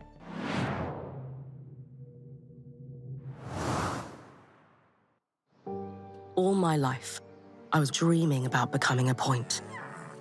To do it alongside a renowned Weaver band, it's a chance to make history. The Surgeborn. They've had us on our back foot for decades. Ever since our people have been in crisis. Our Weaver band is here to help. We're ready for anything, no matter what happens. Best to assume the worst. This could mean an all-out war. You sure she's ready for all of this? Your reckless conduct has unleashed an enemy that nearly destroyed us 27 years ago. Let's not lie to each other. I like you. Can't say the feeling's mutual.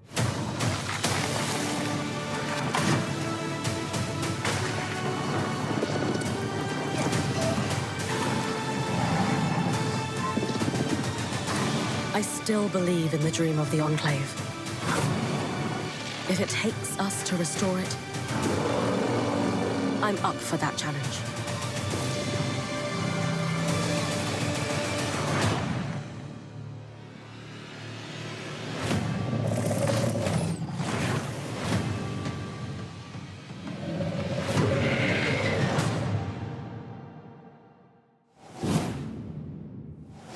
As a totally impartial observer, I think they did a great job casting that role.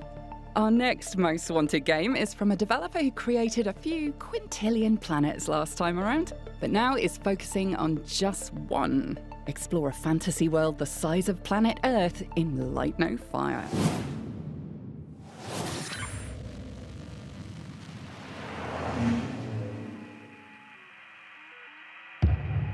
Number 12. There is nothing more appealing to me in a video game than wandering off, and that is why Light No Fire by Hello Games is my most wanted. It's because it's a planetary exploration game where you can pick a point and just decide to go there with your friends. Humans are hardwired for exploration. It's why we went and found the Northwest Passage. Unfortunately, we found the Northwest Passage now, and we still are kind of chasing that high. But we can do that in video games, hopefully with less cannibalism. But But doing that means that we can bond, we can explore, we can find more about ourselves. I'm getting poetic, but just generally I want to be able to ride a dragon around a beautiful fantasy landscape on a massive scale and maybe not have to eat my friends. And isn't that all we can hope for in video games?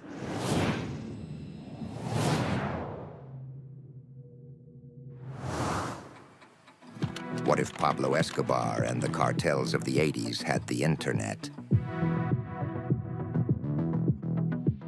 Welcome to Miami, 1985, where the cartels have more than just guns. In this world, hackers are the cartel's most dangerous weapons. And the biggest cartel's top crew is untouchable. Until now. Okay, Vita, you got 60 minutes before Astra comes back. The electronic crime unit has one chance. 1 hour a day to infiltrate the cartel's supercomputer and take them down from the inside. But the clock is always against you, and one wrong move could blow your cover. In Vice Undercover, no one is who they seem.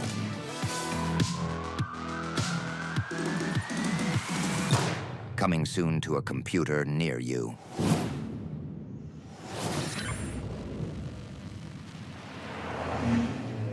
Number 11.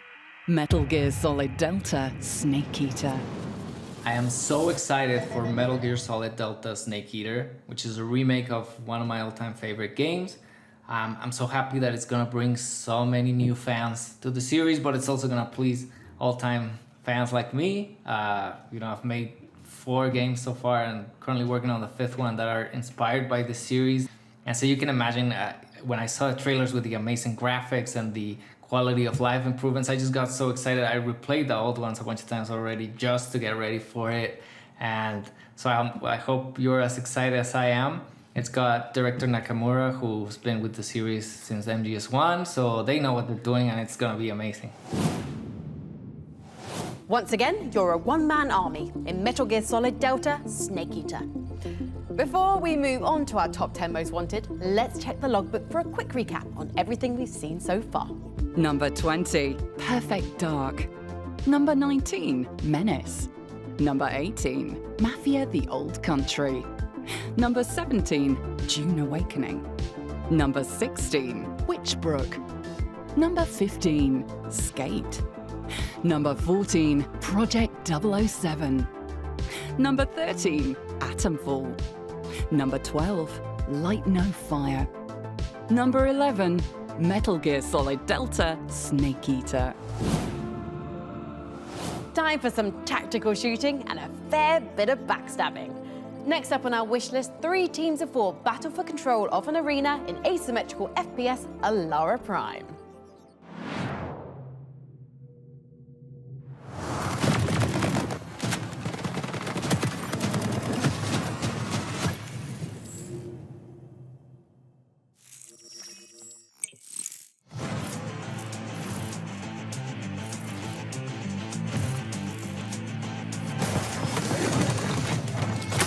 Nullifier. Deploying healing station.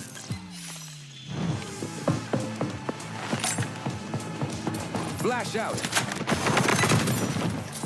Sending a decoy.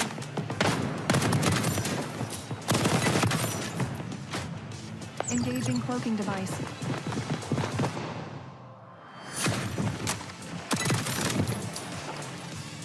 Capturing the uplink.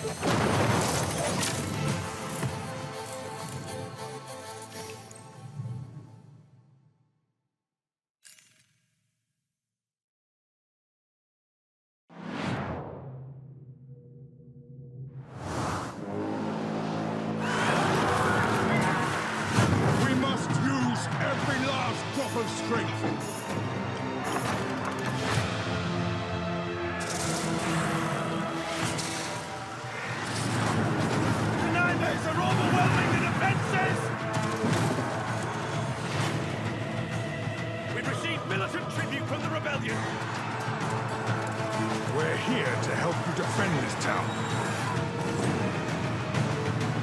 I will not fail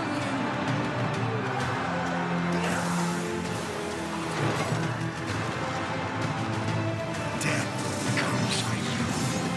They're trying to flank your base!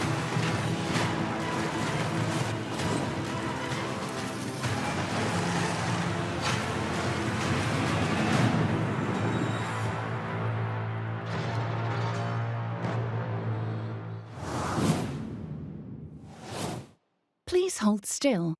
Retinal scan commencing. Subject identified as someone who wants to see another game trailer. Delivering trailer now.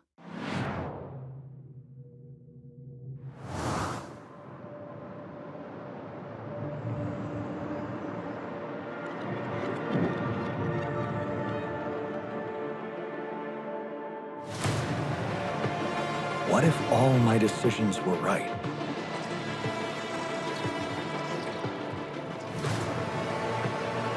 What if I did the good thing?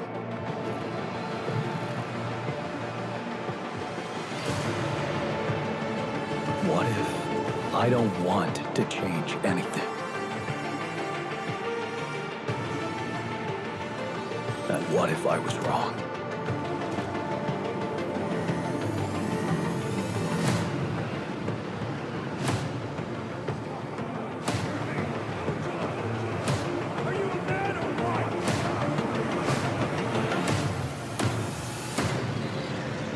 What if you could decide?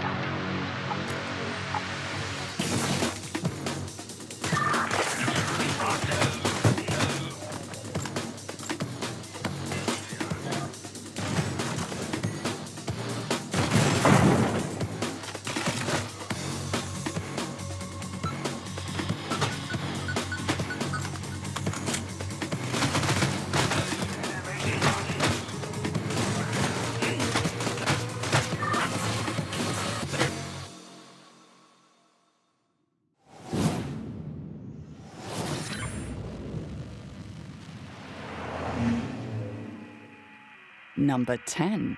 The Thing Remastered. This is Stephen Kick from Night Dive Studios, and we're usually not good about keeping secrets, but... I'm gonna hide this tape when I'm finished. If none of us make it, at least there'll be some kind of a record. We still have nothing to go on. Have you found anyone yet? I just arrived. See if you can find anything that'll give us an idea what happened. Stay the hell away from me, I'm warning you. I need your help. I ain't going nowhere with all those things out there. Kill them, and I'll help get us out of here.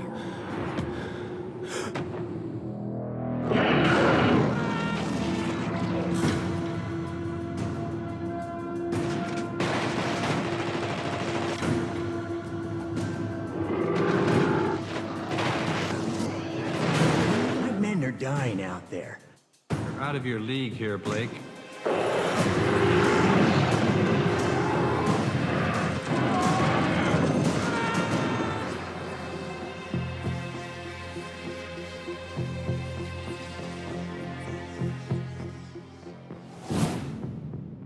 Trust no one. Except for me, obviously. When I tell you The Thing Remastered is out and you can play it right now.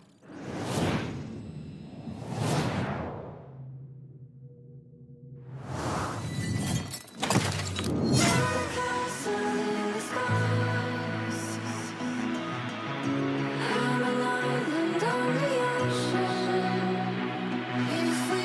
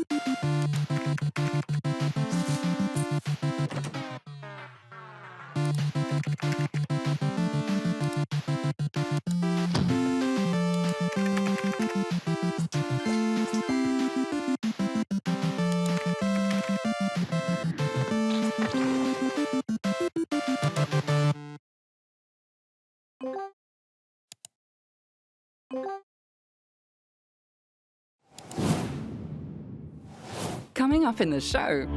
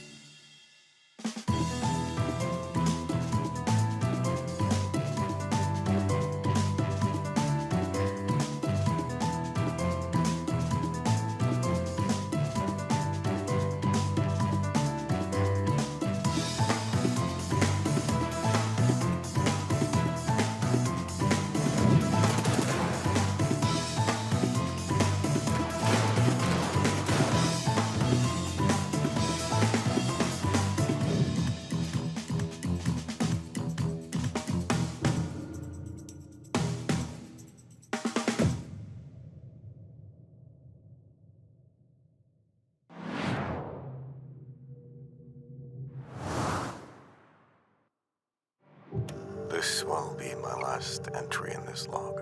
They're coming for me. We lost everything. Because of ourselves.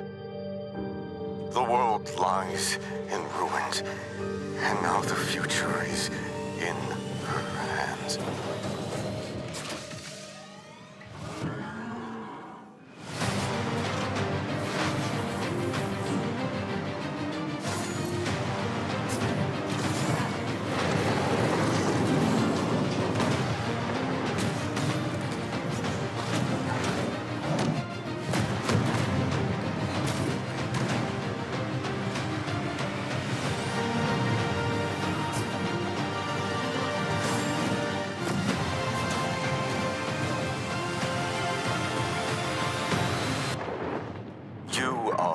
Last hope, or our last threat.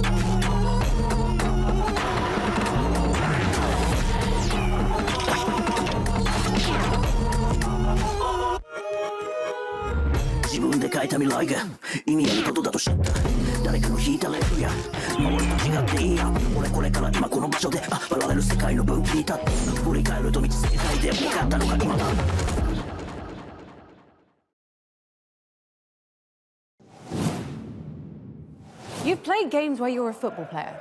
You've played games where you're a business tycoon. But are you ready to be a football tycoon? Manage logistics and strategy in real-world cities as you prepare for major football events in the next game on our wish list, Copper City.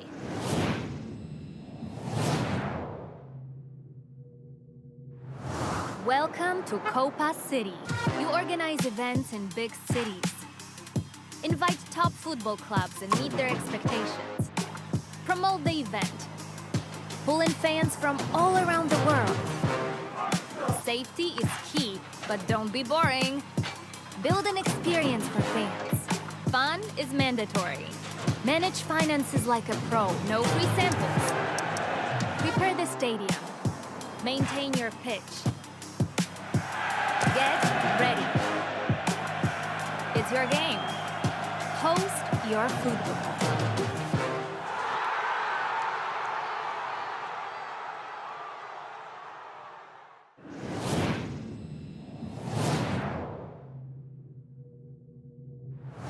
Our story began with a few steadfast companions, a dream and a woodcutter's axe.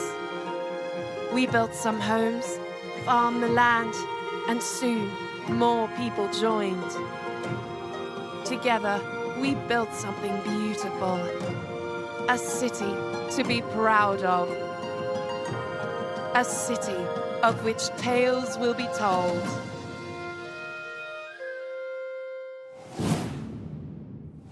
That one's going straight to the top of my wish list, and something tells me our next game is going straight to the top of yours.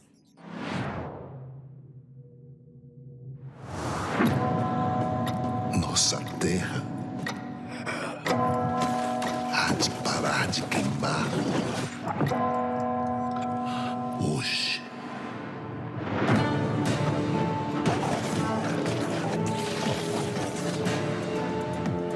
É uma chance de reescrever a história pelas mãos do povo. Voltar e voltar até que a nossa versão seja contada. Desista, Jagunço. A força do progresso irá reduzir canudos a pó.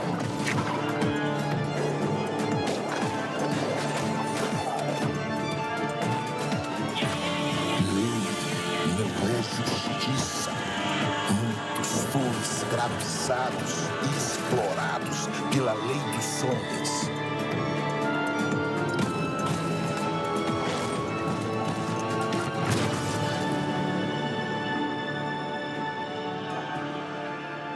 Eu vou trazer nosso conselheiro de volta, nem que eu tenha que descer até o quinto dos infernos.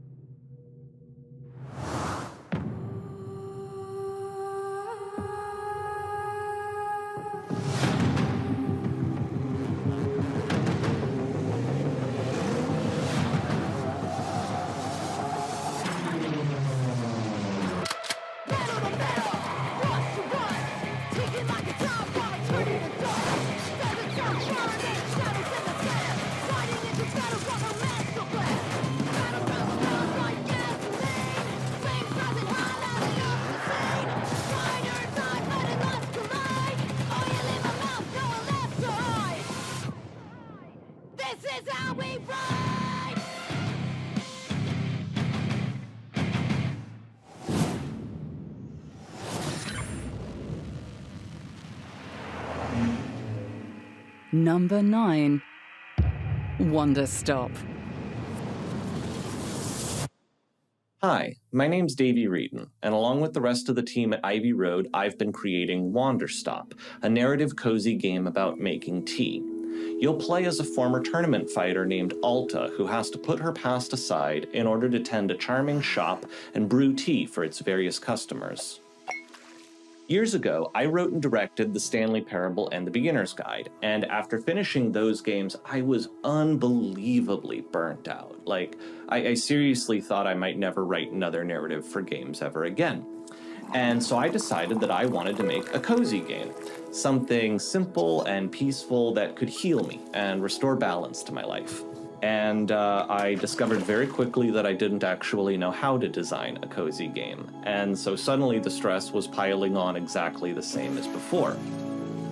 Something had to change. And so very slowly, piece by piece, I began taking elements of my burnout and my feelings of hopelessness, and I just put them right into the game's narrative.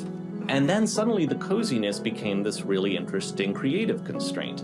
Like, how do you tell a really unpleasant, uncomfortable story in a format designed around comfort? Typically in games like this, the protagonist is cheerfully excited to do the work. And so what if instead our protagonist absolutely did not want to be here? If she was broken and beaten down and starving for answers, could this charming little environment help heal her? And this became super interesting to me because that's what I had wanted. I had wanted to just do some pleasant work and then become all better. But healing is way more complicated than that. Healing is messy and it's bitter, and I want to know how to do it. I want to believe it's possible to leave your old self behind and become someone new, someone better than I am, someone more capable of rest and calm and inner peace. But God, it's so hard to do.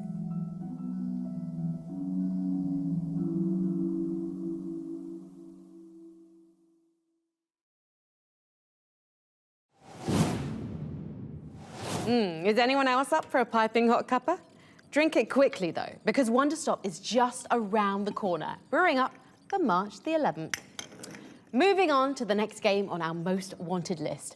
We are so keen to play Obsidian Entertainment's long-awaited fantasy RPG Avowed.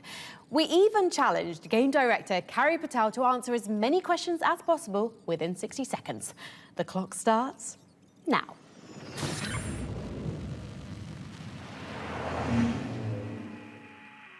Number 8, Avowed. My name is Carrie Patel. I'm the game director of Avowed, and I'm about to answer some rapid-fire questions. All right, let's get into it. Carrie, what's the best thing about being a godlike in Avowed? Getting some sick facial fronds. Isn't there an awful lot of dying for this being the living lands? If you're playing it right, yes, but hopefully it's not happening to you. Can you tell me what difficulty options players are going to have in Avowed? You'll get a range similar to what we offered in Pillars of Eternity and Deadfire, which is pretty broad. So if you had to pick, what are the best weapons to dual wield? Dual pistols. What are the worst weapons to dual wield? Dual maces. Isn't bringing a gun to a sword fight kind of cheating? Not when you have to reload after each shot. It's pretty balanced. What about bringing a wand to a sword fight or a gunfight? Just make sure you've got Arcane Veil. Did any of Deadfire's sea shanties make it in as Easter eggs?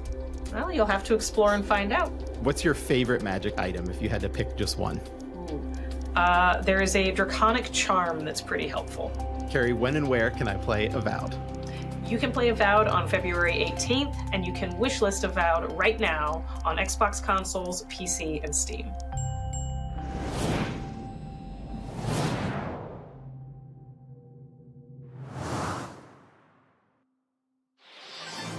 Welcome to the finals, the world's greatest game show. It's showtime!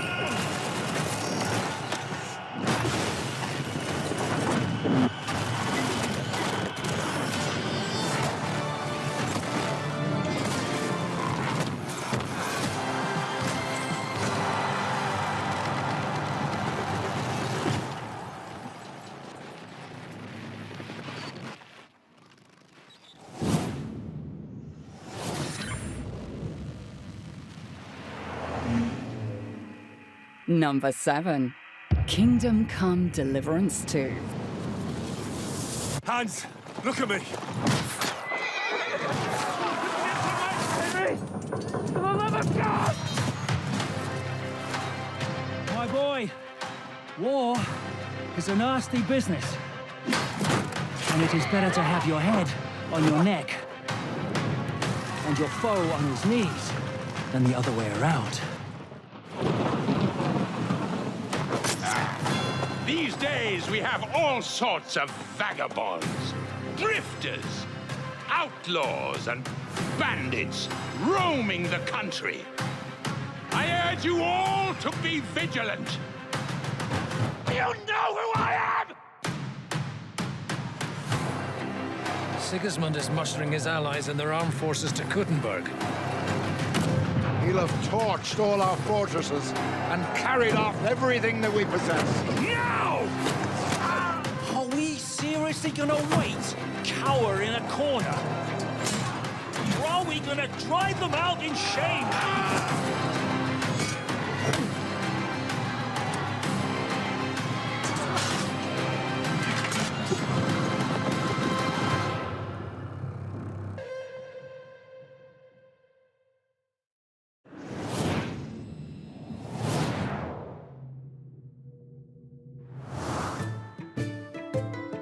You look like you're new to Rosewall.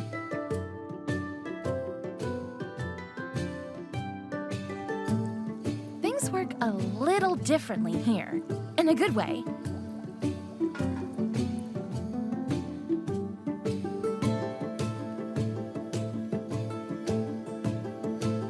There's lots of buying and selling going on, of course. Food, tools, clothes, whatever that is. You can make all kinds of stuff. Gotta hire the right folks, too.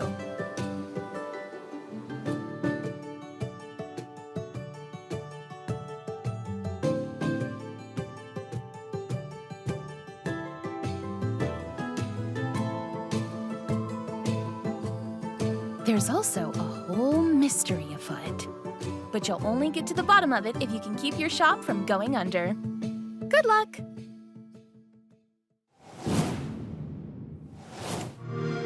Hey, don't freak out. You're in a PC Game Pass ad. Want to boot up Call of Duty Black Ops 6? Yeah. New games on day one. We got you. Cool safe house. Next! Want to pilot an Airbus around the world? But I don't know how to fly. Yeah, me neither. You're now cleared for PC Game Pass. I want a new career. F1 driver, Jedi, musician. Wibbs got Boo. This is my kind of office party. I want an epic adventure. Have you heard of the Great Circle? What? We got you. I'm traveling the world? Hold on to your hat. Who's next? I want to play with all the League of Legends champions. Riot benefits. Say less. We got you. I meant the ones in the game? You're in the game now.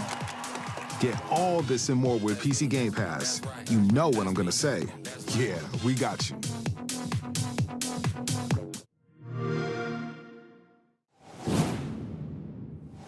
Want to access PC Game Pass right now? We are giving away 1,000 free codes so you can check out everything Game Pass has to offer for free. For a chance to win, just visit the link below.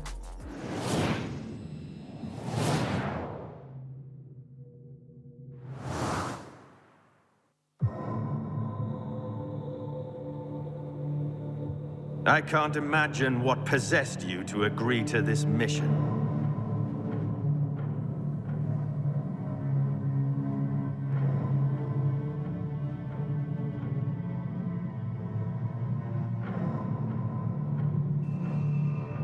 As for the answers you seek, I can only set you on the path.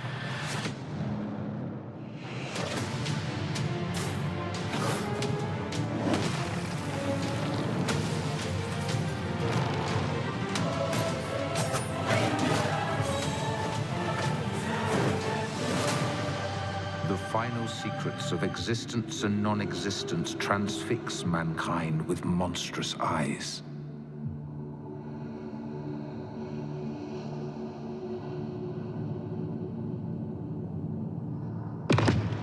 We are to witness the divine, you and I.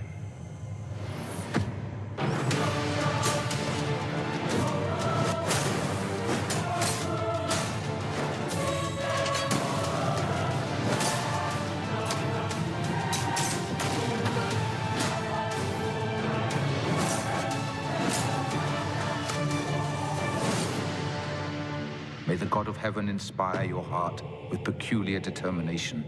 Come the day that you must face the truth of our world.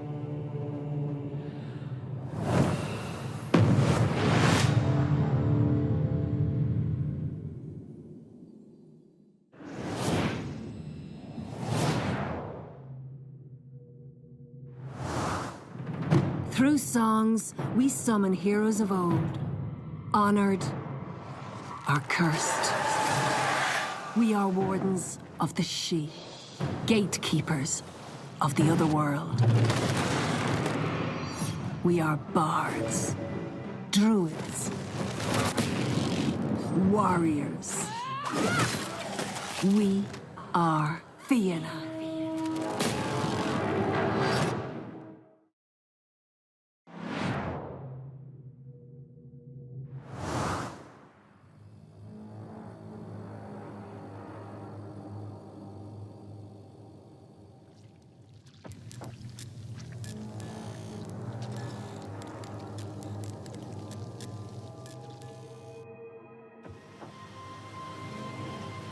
I knew someday Someday I would return.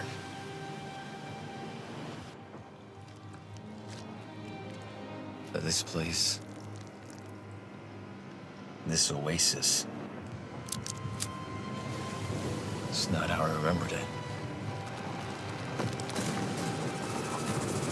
It's strange. The longer I stay, the more I start to believe that maybe I never left. Everyone I ever loved vanished. I came here seeking answers. But those that remain here, they won't let me have them. If I don't tread lightly, this place will become my prison.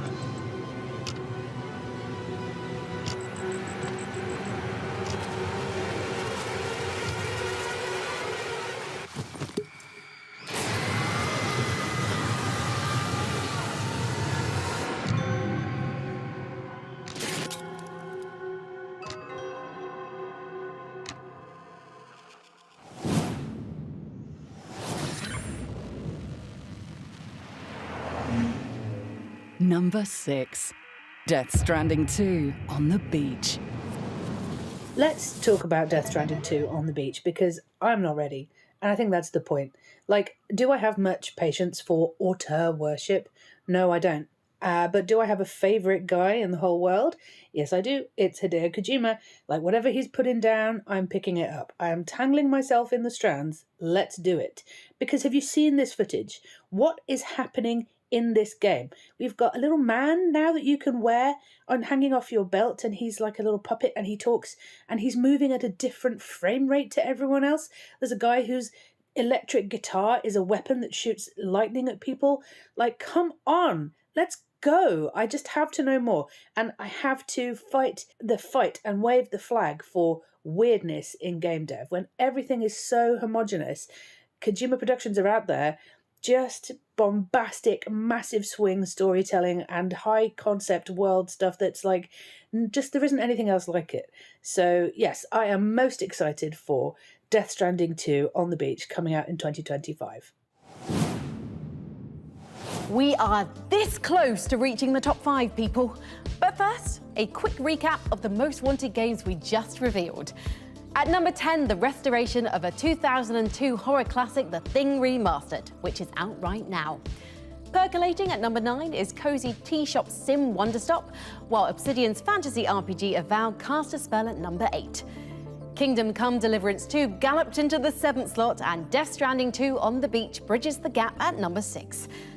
There are only 5 more games left, so let's get... You feel an unmistakable urge to take a break from the most wanted list. I have this strange urge to take a break from the show right now. You feel a powerful compulsion to open the company checkbook and write a bonus check for the show's narrator, Amelia Tyler. Amelia is doing such a great job narrating the show. I think I'll write her a bonus check. The amount is 10 great British pounds. I'll give her a bonus of 10... What? Look, Amelia, I've got to say, you are in complete control of the narrative here. You could ask for way more than £10. The amount is 12 pounds. Okay, that is a little better, but it could be a lot more, seriously. You feel an intense longing to mail this check at your earliest convenience. I could mail it right now. Maybe this weekend, if it's not too much trouble. I will mail your £12 this weekend. You feel a compelling urge to return back to the show and tell the audience nothing.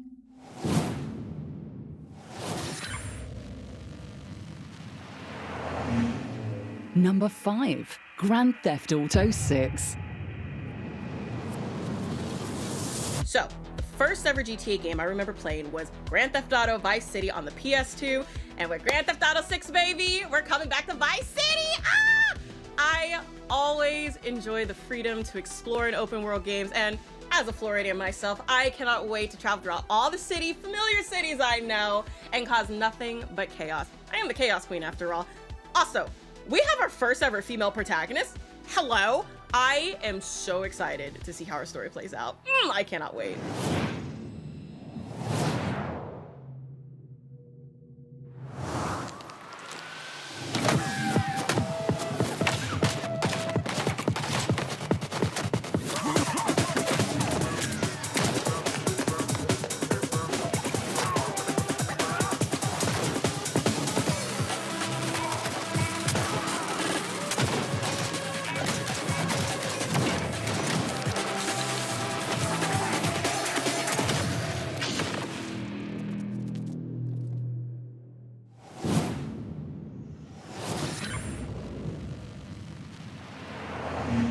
Number 4, Slay the Spire 2.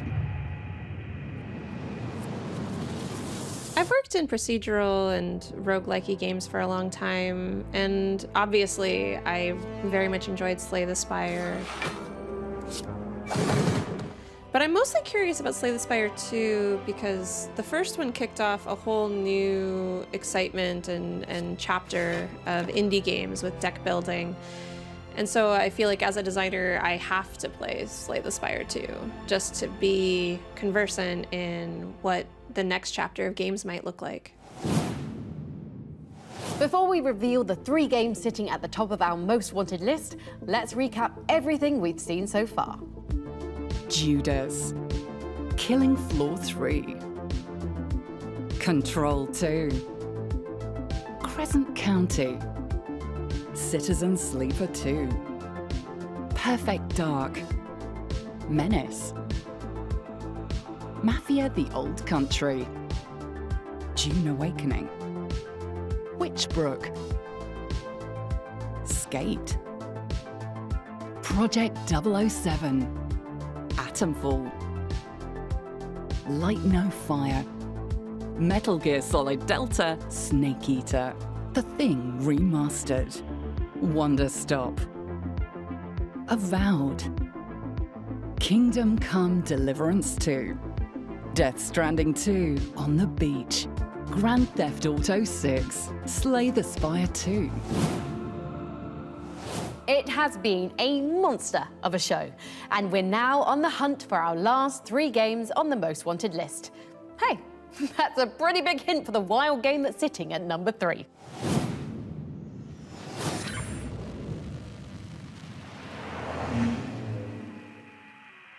Number 3, Monster Hunter Wilds.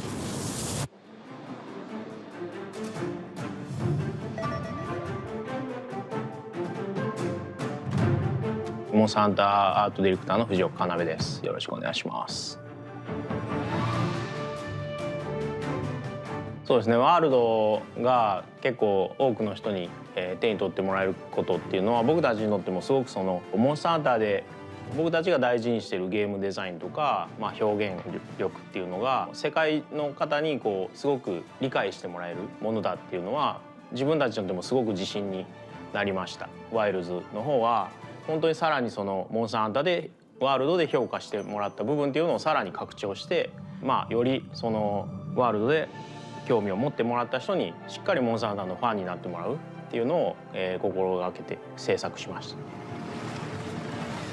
大型モンスターの描き方としてもすごく幅を持たせたいっていうのはワールドからの僕たちの欲望というか要望が出てきたので、今回は大型モンスターであってもその群れをなすっていうので数をかなり出したいっていうのがあって、で最初の頃からその群れの制御だったり、群れ同士がぶつかり合った時にどう個々が動いていくのかとか、そういったところはかなり力を入れて検証していきました。分かりやすいところで言うと傷がついてそのついた傷を狙っていくっていう、ダメージを上げるためにその傷を狙っていくっていう遊びが、今までのモンスターの弱点部位を狙っていくっていう部分とさらにその傷ができた場所を今度は狙っていこうみたいな、その大きな流れの中にまたその小さな流れみたいなものも出てくるので変化が出てくるので、やっぱりその常にこう狙いが変化していくっていう遊びは今までにないそのプレイングになってると思いますし、こう楽しそうにプレイしてるってもらってるっていうのはやっぱりいつでも大事にしたいというか、そこがやっぱり一番嬉しいところで、やっぱその上手に遊べない、まあ、アクションゲーム苦手そうな人でも楽しそうに遊んでるとか、うまくそのなんていうか、例えばモンさんにやられてしまってもなんか楽しそうにそのしてるとか、うろうろしてるだけで楽しそうにしてるなとか、なんかそういういろんなこうその人その人のいろんな見方でいろんなこう楽しみを見出してくれてるのを見ると、やっぱりモンスターハンターでいろんなところにこだわって、まあ、皆さん本当に皆さんの応援のおかげで20年ずっと作り続けることができたっていうのは本当に感謝ですし、まあ、その20周年そういう人たちに対してもこうしっかり届けたいものとして作り込んだワイルズが、まあ、20周年っていう大きなまあ、モンスターハンターにとってもすごくメモリアルな年に出せたっていうのも僕たちにとってもすごく、感慨深いものがあります。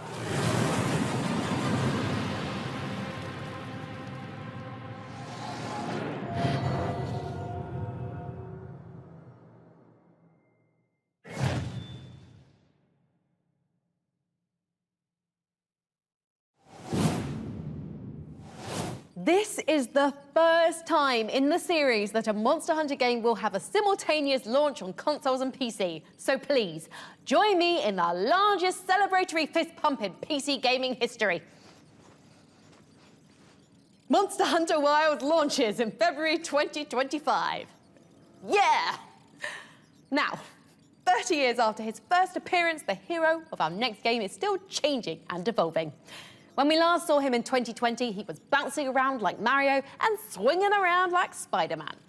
But in his next adventure, he's flinging a shield like Captain America and using a cannon that fires shredded skulls like, well, like a Doomslayer.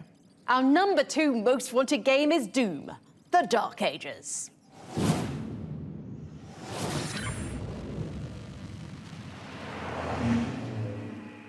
Number 2. Doom, The Dark Ages. So unlike these motherfuckers, I actually saw new gameplay of Doom, The Dark Ages back at QuakeCon this year, and surprise, surprise, it looks sick. It is darker, it is more grounded, it's brutal. I saw the Slayer riding a dragon, I saw him piloting a mech, I saw a goddamn double-barrel plasma rifle. I think it has definitely taken both the criticisms and the praise from 2016 and Eternal to heart here. So have faith and let them cook. Because at the end of the day, the most important thing, we're getting more Doom. Flails, chain shields, and dragon riding. How does every new Doom game manage to get even more metal than the last? You'll be able to say hell yeah to Doom, The Dark Ages in 2025. Oh, don't worry. This time it's not a containment breach, zombie outbreak, or teleportation accident. That sound just means that we've ranked 24 games and there's only one left on our most wanted list. Are you ready for one more turn? Like Monster Hunter and Doom, The Dark Ages, our number 1 most wanted game is the newest entry in a legendary series that's been around for a heck of a long time. Or should I say, a hex of a long time. Among the dozens of exciting games up for consideration, this is the game that received the highest voting totals from our expert council of developers, critics, and content creators. The council is in agreement, and here it is at last. Our most wanted game. And now for our number 1 most wanted game, Sid Meier's Civilization 7. Dear Firaxis Games, our imminent council have been hard at work building a definitive list of the most exhilarating and anticipated PC games on the horizon. Assembled from more than 80 of the most talented game developers, prolific content creators, and heralded game critics, we gave them one assignment. Using the wisdom that they have gained from weathering the tumultuous ages of the games industry, the council have decreed Sid Meier's Civilization 7 to be the most wanted game of 2024. Wishing everyone at Firaxis Games a successful launch, and once again, congratulations to our most wanted game of 2024. With profound admiration, the Council.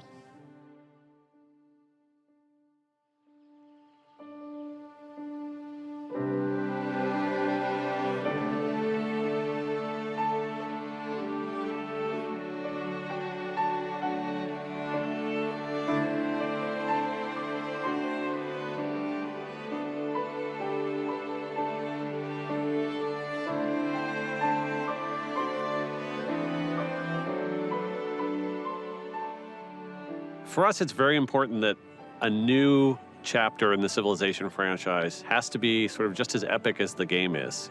We can't just iterate a teeny little bit in certain areas, polish up the graphics. That's not worthy of another chapter in the Civilization story. If you look back over the whole course of the franchise, has been a constant is that each major new version does innovate and does take a few things that maybe were standard and were established and goes ahead and uproots those in the service of getting to the next major milestone for the series. We had a lot of data that people would play Civilization games and they would never get all the way to the end. They just wouldn't finish them. And so we wanted to do whatever we could, whether it was reducing micromanagement, restructuring the game, really address that problem directly.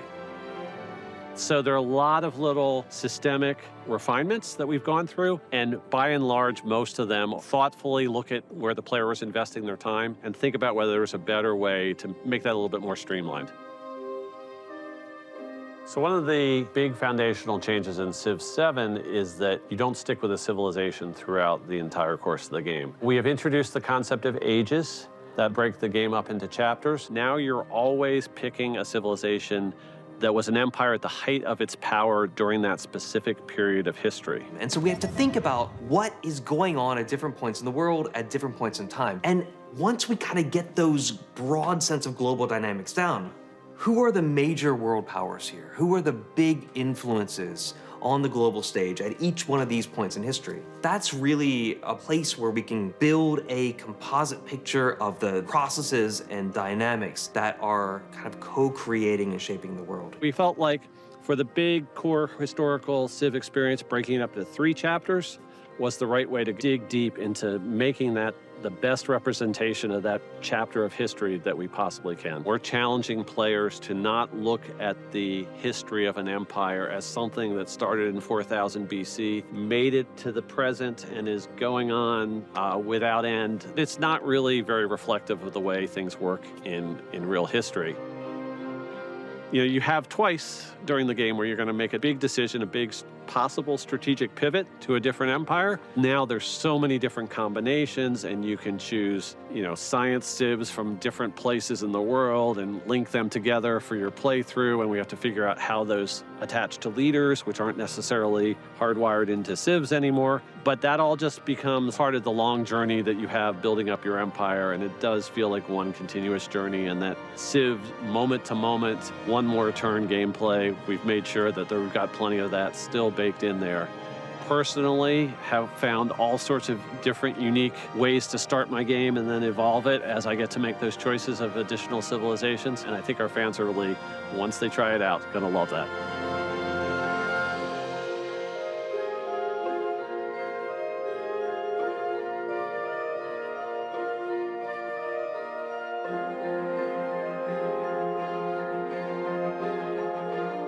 Sid Meier's Civilization 7 is coming to PC, Mac, and consoles on February 11th, 2025.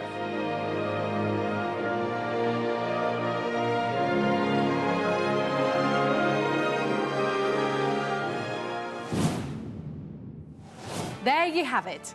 Sid Meier's Civilization 7 is our most wanted game. And even better, it's right around the corner. The new age of Civ begins on February 11th. And that's our show. Your wish list is no doubt packed with great games thanks to the tireless work of our experts on the council. And remember, you can find every single game on today's show in one handy location by visiting pcgamer.com/wishlist. 2025 is already looking like a stellar year for PC gaming, so we're excited to invite you to join us for another PC gaming show in June. And of course, we'll cook up another edition of Most Wanted next year too. Until then, I'll be in the lab with dozens of our top scientists. Warning, containment breach. With a few of our remaining scientists. Alien mutagen released. With one mutated scientist. Security systems compromised. On second thought, I think I'm going to put myself on ice until the next show. Thanks for watching. Sealing cryo-containment chamber. Please remain seated until the PC gaming show Does that work though? If I didn't mess up the line. Okay. Hello, PC gaming editors. It is I, Day9. I'm here to record my segments. Okay, what the f? Drink some sewage out of this jar. Oh, all right. Anything for content. So now you're a movie vlogger and shrimp. Sorry. God. Oh, golly, doctor. I inhaled my own spit. I feel like I need to burp, but it doesn't want to come.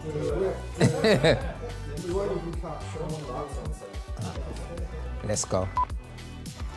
Horror games. We're going to drop into proximity chat with someone who spent their fair share of time in sandbox horror games.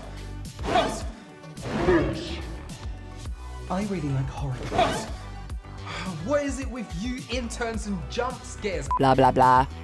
That's a pretty waveform. I'm being an idiot. Is that what you're calling it? A mouthful? Snake eater? Sorry, I'm a child. I shouldn't be allowed around adults. Or other humans in any way, of any age. I do my own stunts. I'm the Tom Cruise of the PC gamer. Your wish list said, fuck, I can't do wish list. I'm so sorry. What is... Oh my gosh. Showing us that nothing, showing us there's nothing, showing us there's nothing. Upscaling with DLSS. And I'm not just saying that because our scientists are part of the same union as James Bond. Oh, I actually said James right. I second-guessed myself. Bloody hell. I'm going to seal up the lab and take a long weekend. Thanks for watching. Oh, shit, that was so bad. No.